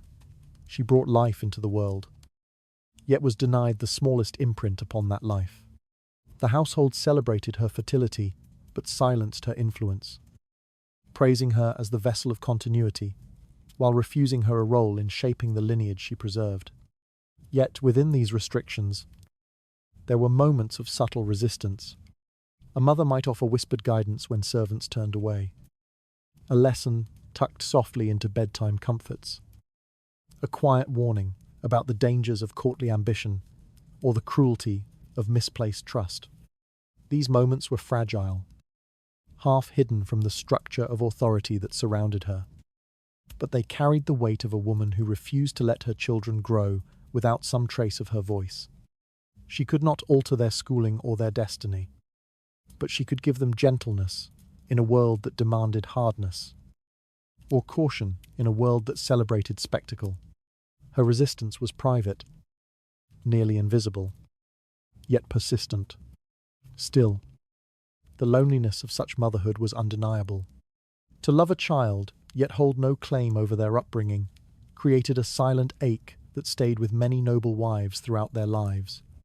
They watched sons become men shaped by others, daughters become women, repeating their constraints, and they carried the quiet knowledge that they had been present for every beginning, but excluded from every direction. In the grand houses where lineage meant everything, motherhood was both cherished and diminished, celebrated and dismissed, central and entirely peripheral. Across all of this, a muted sorrow lingers in the gap between what she gives and what she is permitted to guide. There is something quietly piercing in watching her children walk paths she never had the right to shape. Moments waiting behind closed nursery doors may reveal just how deeply this absence defines the legacy she leaves behind. Within Tudor households, influence often emerged not from formal authority, but from the quiet movements that slipped beneath the attention of the men who believed they governed every aspect of domestic life. A noble wife, denied the right to shape decisions directly, found herself relying on subtle methods simply to maintain a measure of safety within the confines of her marriage. Confrontation invited danger. Resistance provoked suspicion, and honest expression could be twisted into accusations of disobedience or moral failing. To survive such constraints, she learned to reshape her interactions with delicate precision, bending her posture, softening her tone, and arranging her words with a kind of practiced restraint that masked how carefully she was navigating the world around her. A compliment could steady an unpredictable mood. A gentle observation could slow a husband's temper. A well-timed silence could shift the direction of a conversation without appearing to do so. These gestures carried a quiet tension. They looked effortless. Yet each one required calculation. She studied her husband's movements the way others studied scripture, watching the placement of his hands, the rhythm of his footsteps, the strain or ease in his voice. Understanding him became essential, not for love or admiration, but for survival. If he felt respected, valued, or soothed, he made decisions that created fewer dangers for her. If he felt challenged, no matter how gently, the consequences might echo for days. Some wives turned to flattery because it was one of the few tools allowed to them. Others adopted fragility, discovering how quickly a man's anger softened at the sight of trembling hands or lowered eyes. Tears, real or carefully summoned, could interrupt a command that threatened her stability. Feigned illness might delay an unwanted order, granting her time to think or to deflect responsibility elsewhere. None of these methods reflected weakness. They reflected necessity. A husband held legal, financial, and physical authority. A wife held only the influence she could coax from his shifting moods. And so she built her strategies out of what society permitted her to wield: softness, vulnerability, attentiveness, transforming them into shields he never recognized as such. Manipulation extended beyond the husband himself. When a direct path was too dangerous, a wife might work indirectly, guiding servants, relatives, or household officers in ways that eventually reached the man at the center of the house. A stray remark placed into the right ears, a quiet reminder offered to someone managing the estate's accounts, a suggestion wrapped in gentleness to an advisor who admired her composure. These subtle currents shaped outcomes without ever revealing their source. Her presence became a quiet engine beneath the household's surface, noticed only when something shifted in her favor, and unnoticed whenever she succeeded most effectively. But such maneuvering required constant vigilance. She lived inside layers of performance, adjusting her expressions to fit expectations she had never chosen. A smile had to appear soft, but not bold. Attentive, but not ambitious. A frown risked interpretation as dissatisfaction. A neutral expression could be read as coldness or defiance. Every emotion passed through filters of caution, reshaped until it was safe to release. In time, she might lose track of the boundary between her true feelings and the ones she crafted for protection. A tear could fall, and she would not know whether it came from reality or instinct. A gentle laugh might echo in the room while something far heavier settled in her chest. To manipulate effectively, she had to manipulate herself as well. The cost of this emotional contortion grew in the quiet moments, those stretches of stillness before dawn or after the household settled for the night. In those spaces, she felt the weight of strategies that kept her safe but fractured her inner life. She could not afford honesty, even with herself. Every choice had to be judged not by desire but by risk, not by comfort but by consequences. And yet, in the eyes of the world, she appeared passive, obedient, drifting through the halls with the composure expected of a noble wife. None saw the precision behind her silence or the calculation behind her gentleness. These methods formed an unspoken truth about Tudor noblewomen. They were never as powerless as history often portrayed them, yet never as free as their husbands believed them to be. Power, for them, was not granted but assembled from fragments. Moments of calm, seconds of hesitation from those above them, the emotional cracks in men who thought themselves unbreakable. Influence, when it appeared, emerged through pathways that required secrecy and sacrifice. And still, they used those pathways because they had nothing else. Through all of this, a muted resilience rises from the shadows of her hidden negotiations. Something is haunting in the way she shapes protection out of tools never meant to empower her. Quiet tremors beneath her practiced composure may reveal how deeply survival stitched itself into the structure of her life. Life within Tudor nobility often appeared gilded to the outside world. Rooms lined with tapestries, halls lit by flickering torches, gowns heavy with embroidery, jewels resting against pale skin. Yet beneath that brightness lay a tension felt most sharply by the women who carried titles meant to signify power. A noble wife, adorned in fabrics that shimmered in the candlelight, stood at the center of a paradox she could never escape. The higher her status rose, the more carefully she had to measure every look, every word, every breath.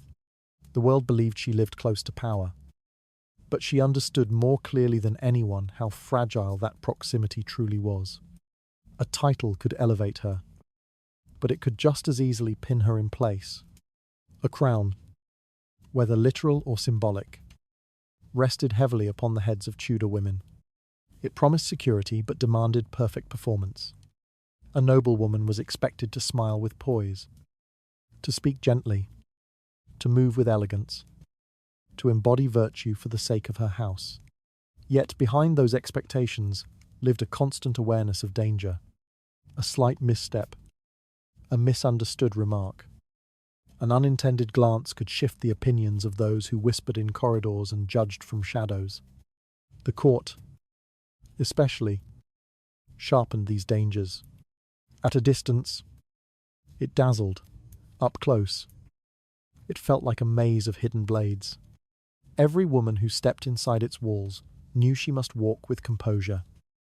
Though her heart often beat with fear she dared not reveal. Even noble women, far from the crown, felt this weight.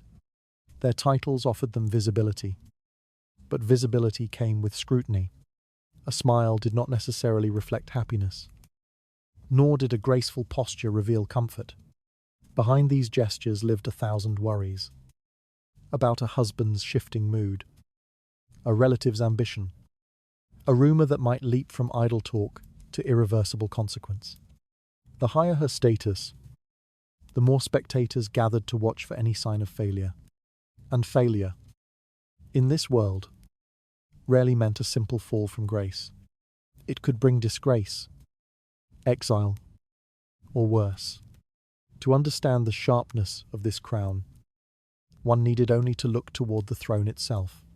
Queens stood as the most exalted women in the realm. Yet they bore the same fears multiplied to a brutal degree. Their smiles had to remain fixed, even when the ground beneath them trembled. Their words had to be measured even when their own lives were in jeopardy. A queen could wake, praised and adored, only to face accusations by nightfall. Her survival hinged not just on her virtue, but on her ability to navigate the king's affections, political factions, religious expectations, and the relentless eyes of courtiers who shifted loyalty as easily as wind. A queen's downfall did not need proof, only suspicion. A noblewoman's ruin required even less. In such an environment, titles did not soften the dangers women faced. They sharpened them. A poor woman might fall quietly, unnoticed by the world. A noblewoman fell loudly, with cruel precision, her status turning into a stage where her suffering was witnessed by many. Her title became both armor and trap, visible, glittering, and impossible to remove. And yet, despite these pressures, noble women learned to navigate the crown's thorns with a haunting grace. They mastered stillness, hiding inner tremors behind serene expressions. They measured responses, knowing that one careless word could be repeated until it twisted into a scandal. They read the moods of powerful men, absorbing their unpredictability while offering steady composure. In survival, they found a strange expertise, a knowledge of how to stand tall while everything around them threatened collapse. But the cost of such expertise left marks no one could see. Each day spent performing perfection carved deeper lines of exhaustion beneath their skin. Each night spent wondering whether favor might shift by morning chipped a little more from their sense of safety. They lived in houses built to impress, yet those walls echoed with an unspoken truth. Nobility never protected women as fully as it promised. The crown glittered, but its sharp edges pressed constantly against them, reminding them of the price of appearing powerful in a world ruled by others. The most chilling part of this reality was how normal it seemed within Tudor society. A noblewoman could be applauded for her elegance, while silently enduring fears that shadowed her every step. A queen could be celebrated for her grace, while privately confronting the threat of dismissal, imprisonment, or beheading. In this world, suffering hid behind beauty, and danger dressed itself in ceremony. And through all of this, noble women continued to play their roles with unwavering discipline. Their dignity did not erase their fear. Their courage did not remove the risks. Instead, they learned to breathe through the weight of the invisible crown, to stand without trembling, to speak with calm despite the tightening thorns. Across these dazzling halls, a muted dread lingers beneath the brilliance of noble titles. There is something quietly devastating in how prestige becomes another form of captivity. Glimmers beneath her polished composure may hint at the harsher truths waiting in the stories of women who rose high yet remained unfree. Within the rigid world of Tudor hierarchy, where noble women lived by rules they never wrote, and walked paths chosen long before their birth, a few rare figures managed to bend the structure just enough to carve out space for themselves. Their names shimmer faintly through the historical record. Women like Bess of Hardwick and Catherine Parr, standing out not because the world offered them freedom, but because they learned how to seize moments when the world briefly loosened its grip. Their influence, though real, emerged from a landscape designed to deny it. Every step they took carried the danger of reprisal, yet they continued forward with a clarity and discipline that most women could only dream of. Their stories did not reflect a softened version of Tudor life. Rather, they illuminated how extraordinary one had to be to survive while pushing against its limits. Bess of Hardwick rose by building her security carefully, piece by piece. Marriage, for her, was not a fate but a strategy, one she executed with precision. She acquired land, forged alliances, and strengthened her position each time she entered a new household. Yet even with her remarkable intellect and determination, her success depended partly on circumstance. Husbands who died at moments that allowed her to retain wealth, political shifts that did not crush her ambitions, and a rare ability to navigate the suspicions that surrounded powerful women. What looked like triumph from afar was, up close, a continuous balancing act. She had to appear compliant while quietly accumulating the kind of authority that made men uneasy. Her legacy endured not because the system welcomed women like her, but because she learned how to move within its narrowest cracks. Catherine Parr lived her exception differently. As wife to a king, known for discarding or destroying the women who displeased him, she cultivated influence through careful intellect and measured devotion. Her closeness to Henry VIII did not shield her entirely. In fact, it sometimes placed her in greater danger. She read the king's moods with meticulous attention, gently introducing ideas, moderating discussions, and offering solace wrapped in restraint. Her advocacy for religious change, though quietly delivered, placed her at risk of charges that had already condemned others. Catherine's survival depended on recognizing when to step forward and when to retreat, when to speak boldly and when to let silence fill the room. Her eventual success, authoring texts, shaping religious education, guiding the young Elizabeth, was remarkable precisely because it existed in a world where most women could barely express their own opinions safely. Yet the achievements of these few often cast a misleading glow over the experiences of countless others. For every Bess or Catherine, dozens of noble women tried to assert themselves and paid heavily for the attempt. Some were quietly pushed aside, their reputations ruined by whispers that spread too quickly to counter. Others faced direct punishment, loss of property, confinement, or forced marriage into households meant to contain them. A woman who displayed ambition could be labelled difficult. One who showed intelligence might be accused of overreach. One who dared seek influence could be perceived as dangerous. In Tudor society, a woman's desire for agency was too easily interpreted as disobedience. The unspoken truth was that exceptions did not signal openness, only instability. The system remained the same. It simply bent for a moment before snapping back into place. Women who rose did so not because they were permitted to, but because they managed to survive the consequences of stepping where most would have fallen. Their triumphs illuminated the ceiling that confined them, not the possibility of breaking it. These rare successes also carried unspoken burdens. A woman who maneuvered through political currents needed constant vigilance. Allies could vanish, circumstances could shift, and a single miscalculated gesture could unravel years of careful positioning. Influence brought visibility, and visibility brought scrutiny. To remain exceptional, she had to maintain an exhausting balance, showing enough capability to matter, yet never enough to provoke fear among the men who guarded authority. Behind the scenes, exhaustion gathered like dust on the tapestries, the cost of intelligence hidden beneath gentleness, of strategy disguised as obedience. Even the stories of the women who succeeded often overshadow the silent tragedies of those who attempted the same path. Ambition in a Tudor woman was rarely forgiven. Some who pushed too far were accused of manipulation, others were branded immoral. A husband could shut down a wife's aspirations with nothing more than a stern command, backed by laws that granted him control of her movements, property, and voice. Many women never gained the chance to attempt the feats that history celebrates. They lived in shadows, their hardships unrecorded, their hopes evaporated by the unyielding weight of tradition. The exceptions, therefore, served a bittersweet role. They proved that women possessed the intellect, strength, and resilience to lead and influence.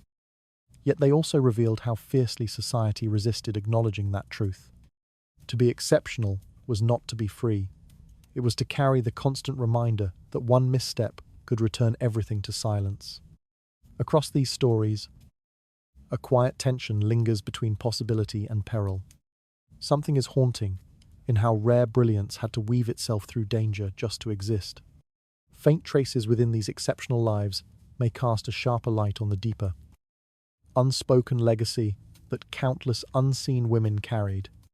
Across Tudor England, behind stone walls and embroidered curtains, noble women lived lives shaped not by the power their titles suggested, but by the unwavering discipline of silence. They endured, adapted, and navigated a world built to restrain them, wearing obedience like a second skin, simply to move safely through each day. The image they presented, calm, composed, deferential, was a mask refined over years of necessity. It allowed them to survive in a society where speaking too boldly could unravel everything they held dear. Their gestures remained small, their voices restrained, their thoughts hidden. Yet within that narrow space they constructed a quiet strength that held their households, their families, and sometimes even their dynasties together. This strength often went unnoticed. When chroniclers wrote of Tudor triumphs, they focused on kings, advisors, generals, and courtiers. They praised political victories and military campaigns, mapping the movements of men across fields and courts.